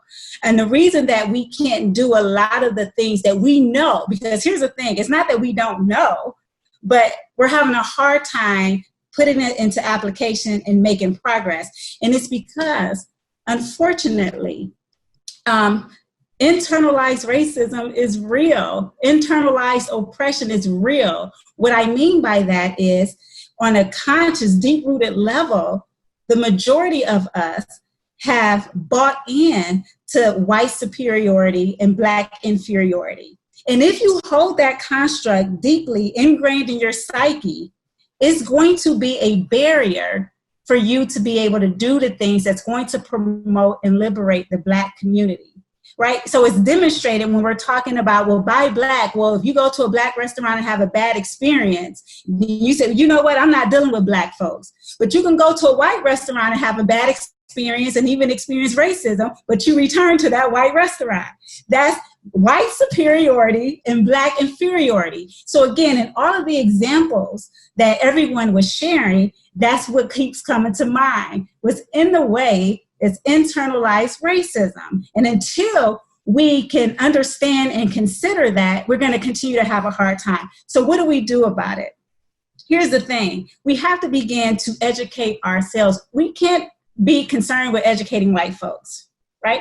We have to educate ourselves. Self-knowledge is the key to our healing. Self-knowledge means let's go back and look at where we come from, who we are descended from, who our ancestors are, and all the great things that they have done and the foundation they have set. And understand that how we currently view ourselves is based on what happened during enslavement.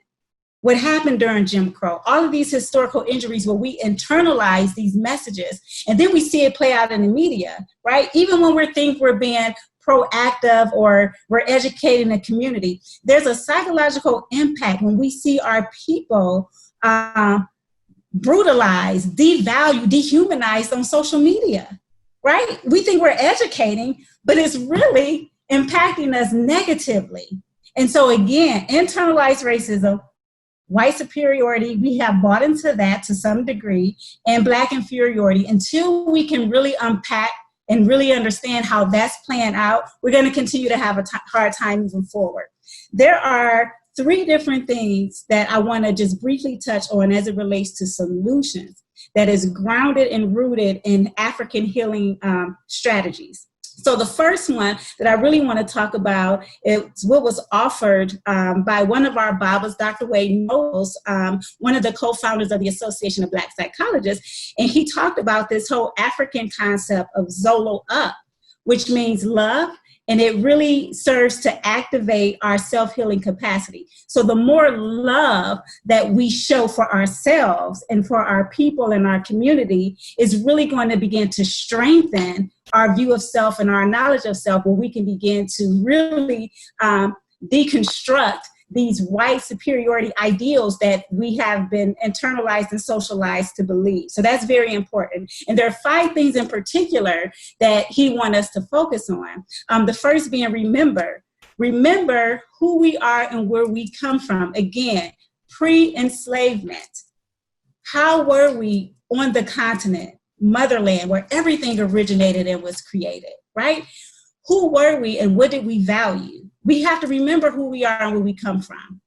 We also need to remind ourselves, remind being the second concept, that we live in a racist society. Racism is alive and well, oppression is alive and well, and if we don't understand our experiences through those contexts, we're gonna internalize it and our outcomes are gonna continue to be poor and negative. The third is refrain. Refrain from doing things that is not pro-Black. Right?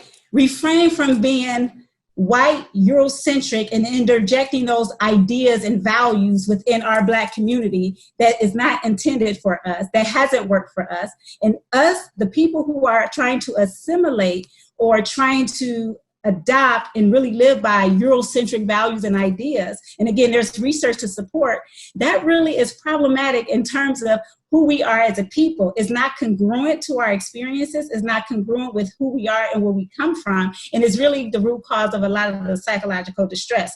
So we need to refrain from relying on white ideas, white values, white strategies to help with our Black problems, right? We want to refrain from that. We want to revitalize by reaffirming who we are culturally, right? Let's rely on our cultural values. There are significant values and healing things that we can do that is going to move us further. And then we want to reward our accomplishments, right? So we want to be able to celebrate each other. We want to celebrate the things that we are doing well. We want to make sure we're spending time dancing and relying on our cultural values and practices. We need to be able to celebrate and reward ourselves with that, because that's going to continue to empower and strengthen us to do the work that we need. All of this helps us to gain a deeper understanding of self. Again, self-knowledge is a key to our healing. And the more we are able to position ourselves to raise our level of consciousness, that's what this is. We have to raise our level of consciousness by going back, looking into our history, remembering who we are and where we come from. And that's what's going to allow us to put some of these creative strategies in place where we can apply it and begin to see some progress in our community. We're not going to see progress when we're still holding in deeply within that white superiority and Black inferiority is how we've been socialized to believe the world to be. Again, this whole society and world is predicated on white supremacy. And unfortunately, most of us have bought into that, whether we are consciously aware of it or if it's a subconscious concept, but it's impactful. And that's why we can't move the needle forward. So I'm gonna leave it there, and I'm looking forward to further discussion, and I really appreciate this space to have this dialogue. It was a great dialogue, and I'm listening to your Zola up and love, and I'm also packaging what Elijah said when, you know, like if you marry outside of your race or you have a relationship outside of your race, it kind of negates your blackness or your ability to be black or the application of black. So No, when I not hear exactly what I said, but yeah, all not right, exactly I'm that. gonna let you say what you said, but I mean, what I heard her say was we have to love, you know, everyone that's black and kind of stop creating divisions. I mean, you know, and I understand that someone's sexuality, it shouldn't be a division. What should be our shared experiences should be our which we should coalesce around. That's what I'm saying. I think shared experience, and the shared experience is black, not the, you know, not what someone chooses to be with or what someone marries. I think shared experience first start with blackness. Elijah, I see your mouth, bro. I see your mouth. I see your mouth. What that mean? Yeah, unmute. Go ahead. One thing what I would say is, I think her name is Rochelle. The sister, yes. Right. I don't know about transgender LGBTQIA plus experiences, as well as somebody that come from that community. From my experience, though, because you know, y'all, everybody's big on experience. So from my experiences, I haven't seen it. But what I will say is this about why interracial dating matters and why all these things matter. That stuff matters because we have to have clear standards about the community. We want unity, but unity comes around goals too. It's not just shared history. It's shared experiences and shared background and shared oppressor. It's goals. And so what we seeing on this call is that it's a disagreement about what the goals are. And so what Brother Ethan is saying, what the brother with the locks was saying, it's like some people have minded like, yeah, we need to like have black businesses. We need to have black spaces. We need to build ourselves up as a community. And other people are like, it's oversimplification. Some people are like, we need to legislate our way so we can legislate our way out of this so that we can be treated better in this society. Some people are like, man, we need to, you know, reform the schools and different things like that. So we don't agree on what the goals are. And so we have to have conversations. I care more about real unity than I do symbolic unity. Symbolic unity is we look unified, but we're not unified because no one is being honest about what we truly believe. And so we can unpack what each and every one of us or the different thought patterns in the community, like what we truly believe about what's the solutions, then we can organize around that stuff. Because I think the black community is not just going to be just everybody in one space and is kumbaya. It's like Malcolm X and Martin Luther King didn't agree on what the solution was. And maybe they shouldn't have had a public disagreement about that. That's true. But they didn't agree. And that's important, is that one person is saying, yo, we need to fix this society and fix humanity. And another person is saying, no, we need to build up black businesses, build up black schools, different things like that. And this is why it's important. If we want to build an Afrocentric school and we just looking like we unified, and then when we have this conversation about building this Afrocentric school, and then other people like the last doctor was saying, is that they trying to insert Eurocentric ideas, Eurocentric values, interracial dating, all that stuff, trying to insert all that stuff into the school or into the business or into the community that we build it, then that becomes a whole nother disagreement. So it's best to talk about that stuff on the forefront, but when we start making about how we going to change the whole community. Some people, a lot of us, we're not even trying to change the black community. We're trying to change American society. And that's not my focus. My focus is on the black community in particular. And so that interracial, it's like that interracial dating and all that, it's kind of like outside of religion. It's kind of like each has to have rights and wrongs, have to have things that's good to do and things that are sins. It's not that your black card is negated. It's not that, like the drug dealers. Them brothers shouldn't be selling drugs to their own people. We know how they get put in those situations, but they shouldn't be selling drugs to their own people or robbing their own people. And it's not just because they poor. It's not just because they starving. In some communities, if you was in an Asian community, you may say death before dishonor, meaning I'd rather die, I'd rather starve before I sell drugs to my own people. So it's different. So the point is that we know they shouldn't be doing that, and their black card is not negated if we say that selling drugs is wrong. It's just we want to be clear as far as the measuring stick. We want to be clear about when you are doing something is wrong as a black person, that we can say, oh, that's not something that we want replicated in our community. That's not good. And one thing I will say lastly is that, second to lastly, because I want to give some solutions, because I don't want to take up the rest of the time. One thing I would say is that for solutions, we got to join organizations that we believe in. We have to join organizations that we believe in.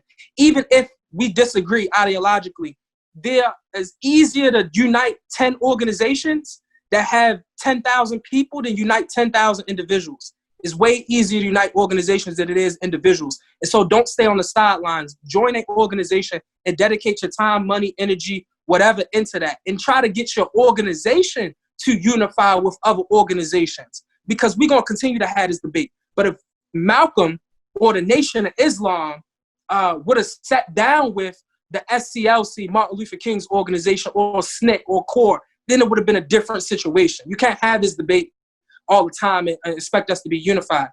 So I would just say that, but I would also say, man, let's strive for real unity, and let's think about what the black community, not American community, what the black community has to be like to not only survive in America, but thrive in America and compete against these other communities. Because it is a competition for resources, because resources are scarce. So we have to figure out how can our community compete and thrive. And I think that comes with schools, that comes with owning our own community, owning the business thereof, hiring our own people, getting crime out of our community by hiring our own people and different things like that. And I think the legislation, the getting politicians in office, all of that stuff is secondary to this fundamental stuff that I'm talking about. Brother Evan, come on in here and kind of give us some solutions and kind of touch on what these brothers have put out here. All of my great Elijah and Ethan, y'all push all the women off the panel, bro. So what y'all? Coming so powerful from Brother Evan. There was a very, very good point made early on about not letting media distract from or control the narrative around our movements, right? Letting the media distract from. And I guess I want to bring that up again here when we talk about the degree to which we think trans people, LGBTQ people have been centered in the movement, because, right, that's kind of what we almost talked about, right, was, is there time to shine? I'm seeing shine as I see them a lot in the media. I see them a lot on social media, right? And there's a difference between what we see in the media and people's material condition, right? Absolutely. So when we think about the plight, right, I think Rochelle brought up very nicely her own experience, right, of, listen, I deal with this pain every day of my life. You can't tell me that I've been centered because I don't feel centered, right? And so as we're having conversations, like, this is like a blessed circumstance, right, where we could sit across from people virtually and hear, in your experience right now, like, you don't feel centered. Yeah. You feel uneasy, right? And not for any type of TV, what's going on CNN, what's going on Twitter, whatever that is. Like, you're talking person that's saying, like, I need help, right? And so as we talk about solutions for the community, it's more of that, right? Less of what's going on Twitter, less of who's being centered on TV. It's like, I'm sitting across from a person. How can I help this person, right? So I want to center that. Like, and two, even when we talk about, I'm using the word center right now, we should embrace there's a solution I might offer, right? When we talk about blackness, right, the diversity even in blackness, right? Because when we talk about solutions, what it means, I heard, I'm even sorry to keep talking to Elijah. Elijah said a lot of people talking to him. I'm sorry.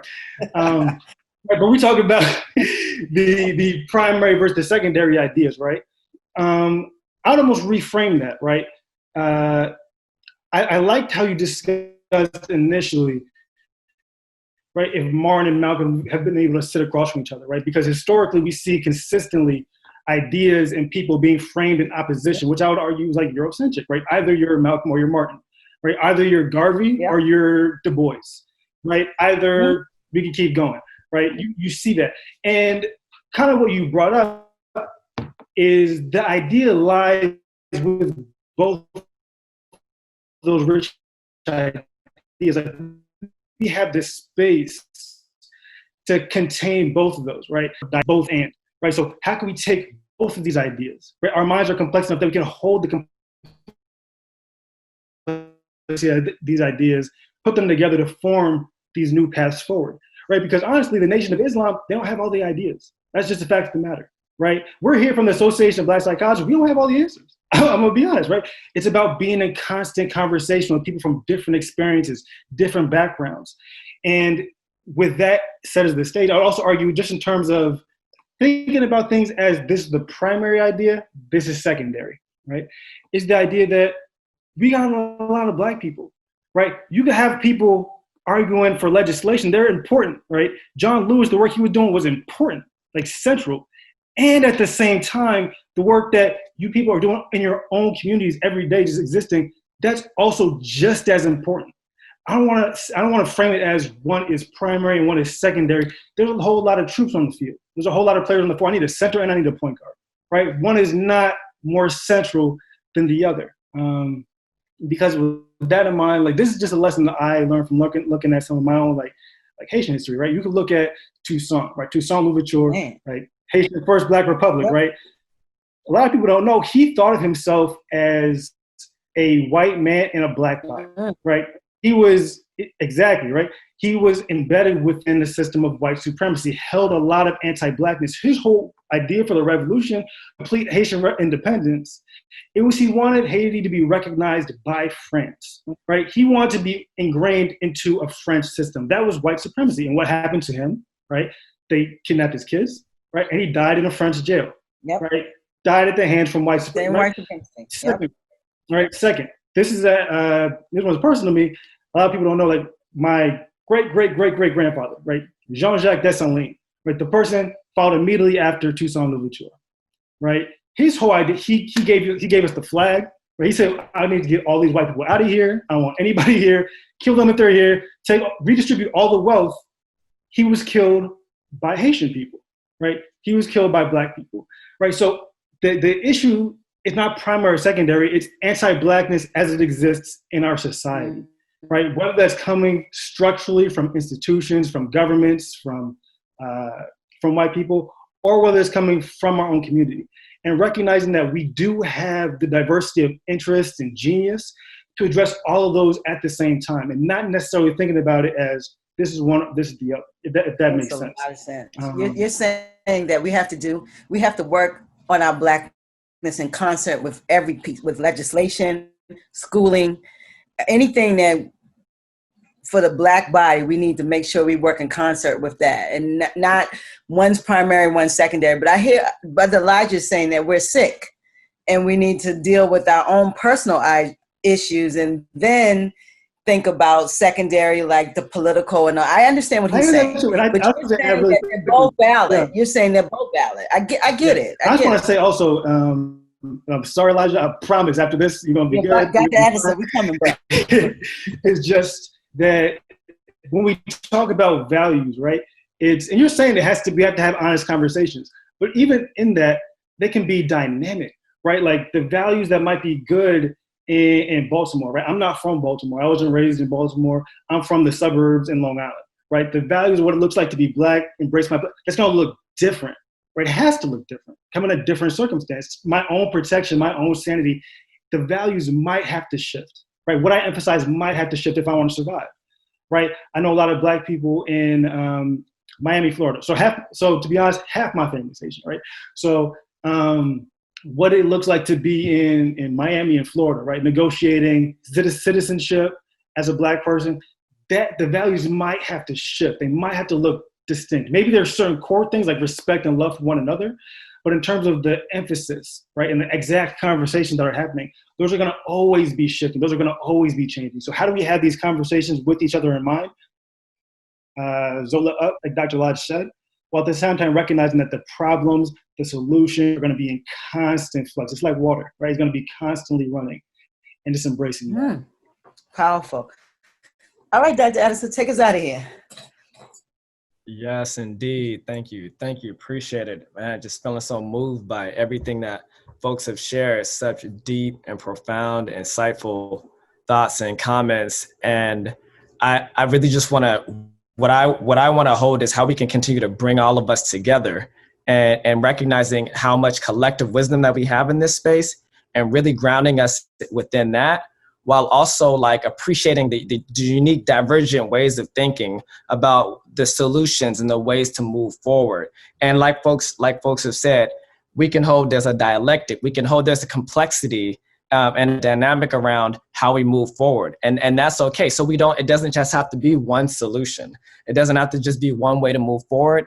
It doesn't just have to be one value system. We can honor that based on whatever our contexts are, based on whatever the regions are of the country that, or the places around the world are that we're in, that we can honor and respect whatever those folks' values are and figure out a way to move forward. And the word that I'm going to use is I'm trying to ground us in solidarity across communities, solidarity. And then let's talk about it in terms of Black diaspora. And I'm also aware of, like, we have many different frames of thinking in terms of how we move forward. Pan-Africanism, like Garveyism, and many other different ways. And then like the folks who would see themselves aligned with Martin Luther King or Malcolm X. And these people had different philosophies around how we should advance like Black folks, right? And I think it's okay to have those differences of opinion. But at the end of the day, I do think we still have to find a way to, what is our commonality in terms of a Black diaspora, in terms of how do we move forward? Or what are the multiple ways to move forward? And we cannot get divided. We cannot, because the white supremacy is already going to separate and divide how we think, and essentially to say divide and conquer. White supremacy is already going to be contributing to that within us. Anti-Blackness is going to cause us to look at ourselves and then divide ourselves and not believe that we can work together.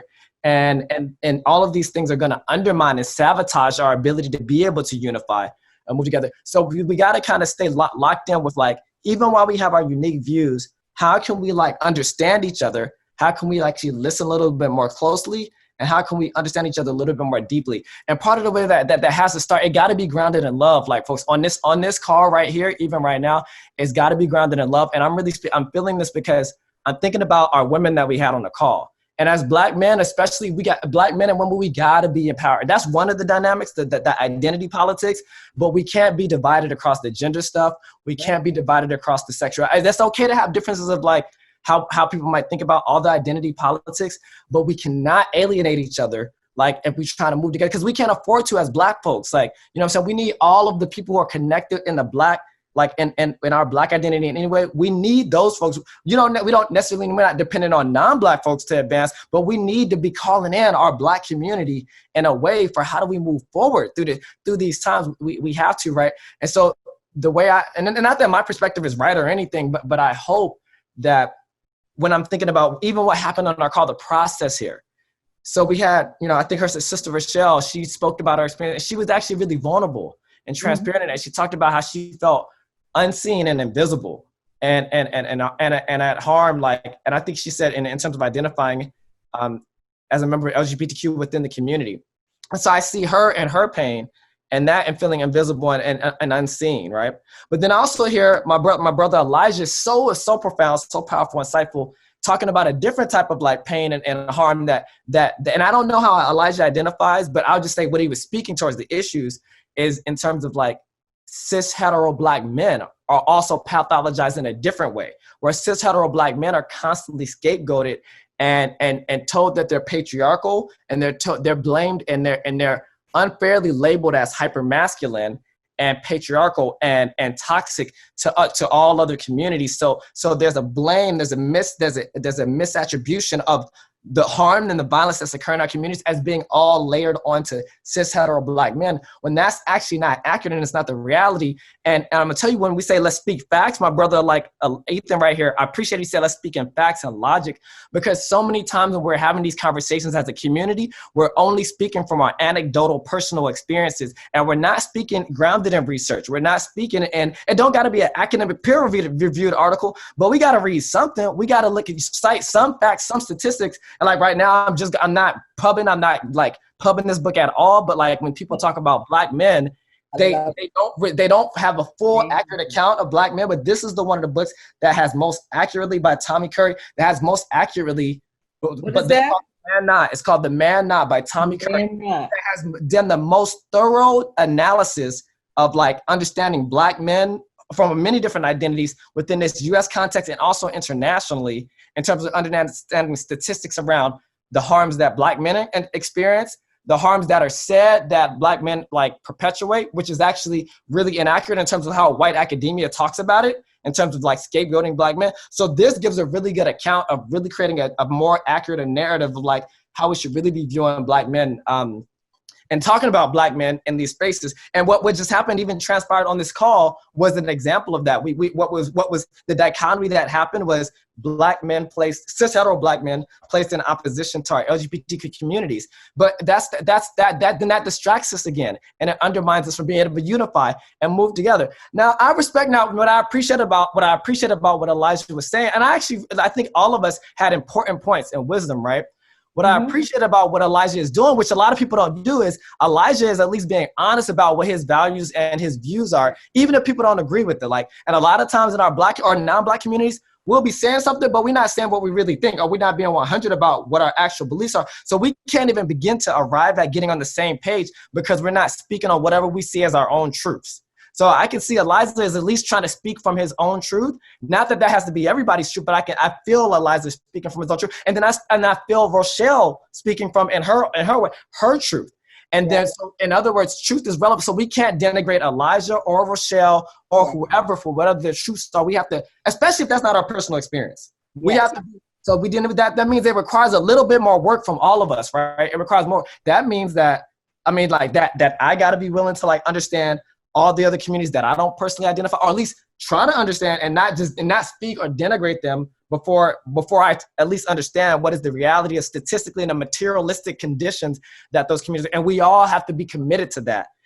Because if we just denigrating communities without having that personal experience, then that's an easy way. That's a cop out. It's not, we're not committed. We're not really committed to unity and struggle and advancement if we're not really committed to fully understanding how all the ways that Blackness manifests across our community and the diversity. So we got to be willing to do more work, like read more about all the ways it manifests in our community, and then try to at least understand. And then we got to be willing to we don't have to build with everybody in our communities, but we got to at least be willing to occasionally have conversations with, and I appreciate what the other piece Elijah said. And I'm trying to name different things that I think people appreciate it, that we can, that can all work together to help with solutions. Elijah talking about joining a Black organization. That's another piece. I think that the issue that people get lost in, or that I think some of the debate or controversy that happens is when people create an antagonistic relationship between Blackness, sexuality, and then the gender piece. But then all of those things are actually constantly coalescing, right? But the thing that I think we can be historically accurate about is, historically, when civil rights happened, when Black folks were taken from Africa to America, what was that grounded in? Why were Black? And that was largely race-based initially. That was initially race-based. Black folks, Black bodies being used as energy and commodified in terms of being put into slavery. It was a large part based on race-related issues. And so we can't forget about that or lose sight of that. We need to understand and understand that piece, right? And then it also is important to understand, what parts of our Black identities have actually opened up doors for other identities within our communities. And historically, it has largely been the race-related piece through the civil rights movement, through Jim Crow and other things, that it was initially the racial issues that had to be addressed that actually created space and open doors for many of our other our LGBTQ communities, like let's say we can talk about like women's rights and women's suffrage. And so I think it's just important to understand historically how things have evolved, but still, and with that, still empower each of our communities. It can't be a like who's being oppressed more or less. It can't be a constant oppression Olympics. And like we can be like, try to be accurate about not, because I think what I see happening, when I see these conversations happening with Black folks, it becomes an oppression Olympics, and it becomes our LGBTQ like brothers and sisters being unseen, feeling unseen, and it becomes women also not just feeling but being marginalized and unseen, and not truly like empowered within our communities, and then that gets like placed against the Blackness. Or cis hetero Black men's, and in a way that is not actually accurate. And if we truly understood our history, and if we were truly in a solidarity with each other, we will be building towards understanding that diversity within our experiences, and not just speaking from personal experience or anecdotal experience, but also speaking from stats, statistics, and research, but also checking, not just taking research and stats from anywhere, but questioning, where does the research come from? Was this written by white folks? Was it written by non-Black folks? And even when it's written by Black folks, like what is the frame of thought that the Black person is writing from? Are they writing from a space that empowers the Black community? Or is it Black folks that are writing from a space that pathologizes our Black community? Because this happens as well in our communities, and we can't give this a pass where we'll have Black folks doing scholarship or creating policies for the Black community, and what they're saying is actually whitewashed.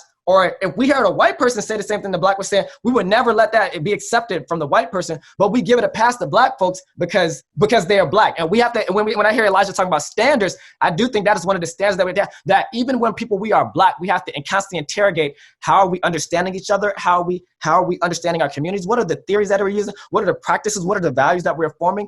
We can't just accept those just because we Black. We have to, because that raises our integrity as Black folks. And then it makes better everything that we're trying to do. The organizations that we're trying to build, we have to interrogate, how do we build the best and the strongest Black organizations? How do we build the strongest Black families and stuff? We got to interrogate that within ourselves fairly, and not just interrogate other communities because we don't identify with them. We got to interrogate ourselves as well. And we have to be honest, even when we have, so all of us will have biases in this space. Some of us are going to have male privilege. Some of us are going to have ableism privilege. Some of us are going to have privilege around sexuality. And so all of us have to be honest in acknowledging that bias and the privilege that we might experience, and be willing to like say, hey, step back and check our own selves and be held accountability. Also accountability to each other when we may be falling short. Because this is what I see happen. Like when I talk with like Black folks, like, you know, and like at UC Berkeley on the campus all the time about this stuff. And this is what's happening on this campus, which is happening around, and even happened on this call. The Black folks at that campus, and UC Berkeley is known for it's being a place of activism. All those Black students, they all about activism. They protesting all the time, right? But what's also happening is all the communities are divided. So like Black folks within the LGBT community don't feel it truly accepted by the pro-Black folks within the community. And so then like they end up having to kind of find this, and then the cis hetero Black men, you know, they feel alienated and they feel pathologized by the LGBTQ community because they feel like they're being unfairly labeled as like toxic or hypermasculine. And so we have to check that stuff and check our biases in order to stay unified. And then with that, essentially like where we arrive at is just kind of getting more on the same page, stop like making assumptions about each other, really being committed to understanding each other's struggle within this so that we can like land and arrive at this solidarity, and also respect whatever the differences in philosophies or ideologies as we move forward. And so those are some of the like kind of like solutions and kind of like approaches that I think we really got to be grounded in as we move forward. And part of that is also very much rooted in like, you know, what Dr. Lodge talked about with the pieces around like psychological self-knowledge and the psychology of what is happening to us. How have white folks socialized Black folks to think about ourselves, and not just Black folks, for many parts of our many like communities? How have we been socialized to think? Have we been socialized to feel proud and have a proud sense of who we are as Black folks and about our communities, or have we been told that to be disconnected from Africa? Do we understand what our connection is with Africa and the community, or do we see ourselves as like African, as Black folks in America being separate from African immigrants? Like, yeah, we have different racialized experiences in those different contexts, which matter and we need to acknowledge, but we also got to recognize what is our connection across the diaspora at the end of the day, so that we can build in the masses as we move forward. So that's where I think that's where I'll pause there. Absolutely, brother. Absolutely, brother. Doctor, I appreciate you. I appreciate all the doctors. Listen, Elijah, you cannot be late to a panel because you the panel up at 10, and then now we at 10 o'clock and we still talking, trying to address you in all your power. So can I say 1 minute? It's 1 minute. I knew it. I knew you wasn't done. Okay, Elijah, come on. Okay, because, and thanks to the brother that just said that, man, because I think he wrapped up the conversation really nicely. So I'm not going to attempt to do that. I think he said some things that got my mind spinning right now. But one thing I want to say is that if we would be honest, and this is why it's not that I completely disagree with the legislation, the political, the social, the school reform, but what I would say is that it's not I completely disagree with that. What makes me, if I would be vulnerable, like why I'm so hard against it, is because it's oversaturated. Because if we would be honest, if we would be really honest, the nation building, Black business, building our own schools is underfunded. There's not a lot of people behind it, but our best, our brightest, the people that went to UC Berkeley, the people that went to Princeton, the people that I graduated from Morgan, all the people that are going out to work for Black community after Morgan State that I graduated with, they doing the same type of stuff, protesting, school reform, legislation. What I'm saying is not that all these pieces are valuable, but if we are honestly saying that all these pieces are valuable, then why is it not more people attempting to build our own schools? Why is it not more people attempting to build our own community? When we are in Greenmount, when Tendai is in Greenmount, when we in Down the Hill, when we in Park Heights, when we in Penn North, it's not a lot of people there. It's not a lot of people those communities are abandoned. And so, but a lot of us are working for these white institutions or working for Teach for America, working for these nonprofits, and in a safe, comfortable place. A lot of us are going to the hood, but we live in the suburbs. So we 1 foot in, we 1 foot out. And if we will be honest, talented Tiff, if we will be honest, is one side of this movement that's oversaturated with money, with resources, with people. And what I'm saying is, what I believe is that we're going to pay for that in the next couple 100 years.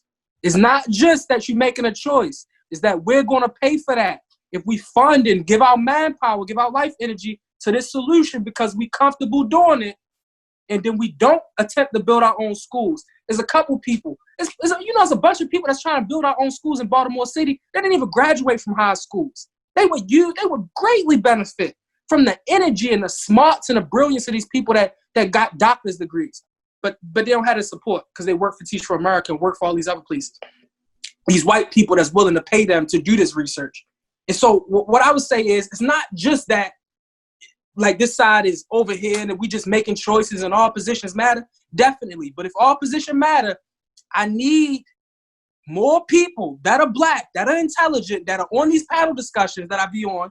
Like, I need more of us to go be on this side and support this side, because it's no one building our own schools. How many black, like regular Black owned schools are in Baltimore City? Not like they run on professional development, not like they got a summer program where they teach kids and they got manhood and they teach them Afrocentric stuff. No, I'm talking about regular school. Where? I can name 3 Catholic schools just off the top of my head. Where's our Afrocentric school? Where's our Malcolm X Institute? We so Afrocentric, but where's our Malcolm X Institute? It's not being built. And so what I would say is that we have to get out our comfortable places. A good majority of us, a good lot of us have to get out our comfortable places and really start to look at this other side of the movement. Because if our ancestors are real, and they are, and the creator, God is real, and I believe he, she, it is, we're going to pay for this. We're going to pay for this. Because our community is not just going to get better off of legislation alone. It's not. And so, and why I'm saying legislation alone is because I'm making the point that we only focused on legislation, school reform, things where institutions, white institutions in particular, will pay us to do. We're not focused on this stuff that, like, for example, last point, Tendai will build a a fruit creamery, a smoothie shop next spring. We open up a smoothie shop. And how do we get this money? Group economics, putting money in the pot. We taking money out of every way that we can to put in the pot. We raise tens of thousands of dollars by ourselves. Not no real support from anybody else. But no one, what I'm saying is we need more people on that side. Like, yo, I'm not just going to complain about how I'm being treated in this school. I'm going to build my own school. I'm not just going to complain how we not getting hired and we getting discriminated against in these white businesses. I'm going to build my own businesses and I'm going to build my own businesses with the mindset of hiring my own people and building up our community. When we have the fruit creamery, where's the profits of the fruit creamery going? It's going to further build up the Black community, to build community centers, to build rec centers, instead of continuing to beg. So what I'm saying is that if we will be honest, brilliant Black women, men and women, we know that is one side of this movement that's highly funded and is highly mobilized by Black bodies. And this other side of the movement that I think is the more important side, in my opinion, because I'm on that side, is more important side where it's nobody. It's a bunch of brothers that came home from prison. They valuable, but definitely it's a bunch of brothers that came home from prison. There's a bunch of brothers that's from the hood, but the resources, the money, the all that stuff from the middle class Blacks, they ain't there, and they ain't attempting to be there. Instead, they making excuses for why they doing the things that they doing, and saying, "Yo, I live in the suburbs because." Yo, it's safe for me. I can't do that, live in the hood. We got to occupy different positions while they're making excuses for abandoning the Black people that's really suffering and struggling in that community. So what I would say is just think about the fact that it's a bunch of people on one side of this movement and there's not so many on another side of the movement. And that's not coincidence. Okay. So I hear you saying the mainstream has a lot of money and the grassroots is suffering. But it's 9:00, Brother Miles, and you keep bringing power, and we got to go, bruh. You done took all the women off the panel, you and Ethan, and then now you come again. So I so appreciate this talk with Young Power. And the next time when we have this type of talk, I love my young Black men, but we gotta have our young women too, because there's no nation without women and there's no nation without men. So we cannot be so divisive with our own thoughts that we separate ourselves and forget our Blackness. That's all I'm saying. Is those young ladies, they need your shoulders, Elijah. They need that power. And we have to, if someone is in a different community and they still Black, we gotta try to understand that community, bruh. So that's what I'm saying. We got to definitely have more empathy for each other within our own community. And then on top of that, you're right. There's more resources in mainstream because that's where white people are comfortable. There's a fragility with that money. So the grassroots money is not a lot there. So it takes a lot of us to come back. So on this call, I'm going to say to everyone that I challenge us to get in the hood, to get grassroots, to dig in. We can be smart.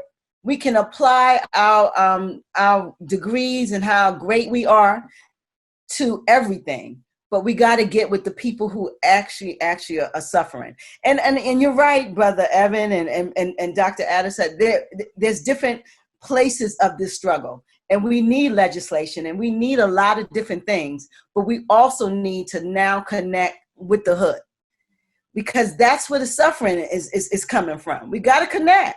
It's good to be intelligent, but the application of intelligence has to be in your community. You get what? That's all I'm saying. And I want to commend these young people. I'm commend my young brothers, Brother Elijah with your power, Brother Justice with your passion, Brother Ethan with your logic. I appreciate you, brothers. All my ladies left, brother, Sister Bo, Sister Rochelle, Sister Sadasia. But we're going to do this again. We're not going to let y'all kick us off the panel, right, Sister Tania? It's not going to go down like this next time. So that's right. It's okay. I'm holding my ladies down. Yeah, we're going to hold the ladies down. That's we can't right. let you clear the panel, Elijah. It's not going to happen. So I really appreciate y'all, Brother Addison, Dr. Addison, I appreciate you calling in from California, Berkeley, calling from California. We appreciate you and your genius. Brother Evan in New York, thank you for your genius and giving us that youthful psychology. We need that. and Sister Tania, I really appreciate you. You really, your quiet fire and what you brought to the panel, we appreciate you. And it's going to be me and you holding down the girls next time. We're going to have some girls here. Elijah, thank you so much. Justice, Ethan, everybody who listened in, the audience, we appreciate you guys. And it's so nice to hear our young people. I know we're safe. If we got this much power, we are safe as Black people because our young people are really, really a great source. And I think that the community is safe. We just need to work on how we approach things. That's where I'm at. All right, so I want to say good night to everyone. Thank you so much for this talk. Hey, thank you. Be safe. Thank you. Love you guys. Thank you. I appreciate it. Quick question: where can I watch this? Like, where can I go to watch this? Because I want to rewatch it. Like, of course, we're gonna package it. We did the men's last week, so we will package it, and next Sunday it will be out, and packaged and be out on BlackBoxRadio.com and be on YouTube. We're gonna do snips all over social media. So we will have it out and packaged within the next week. That's G-Job. He came on in. Let me just go ahead and do that since that's a great question. It's a great way to wrap things up. For everyone that's listening, we certainly appreciate you. This conversation and all the great conversations that we have are available at BlackBoxRadio.com. That's BLAKBOXXRADIO.com. You'll also be able to find it on YouTube, on Apple Podcasts, Spotify. We're putting this out everywhere so everyone can hear these powerful conversations. So make sure that you are following us there so that you can stay connected with each other. All right. Yeah. All right. So we out of here, guys. Listen, love, peace, love you guys. Stay blessed. Love you. Black, be blessed. Thank you with everyone on this panel. Y'all take care. Good night.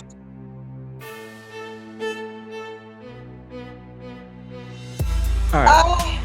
I don't feel like not much reflection to have. Like, I feel like we don't need to reflect too much. Everything was said. I think everyone had a chance to speak their piece. That's why I wanted to go ahead and do the outro like that. Because the only thing that I wish is I could have kept some of my ladies longer.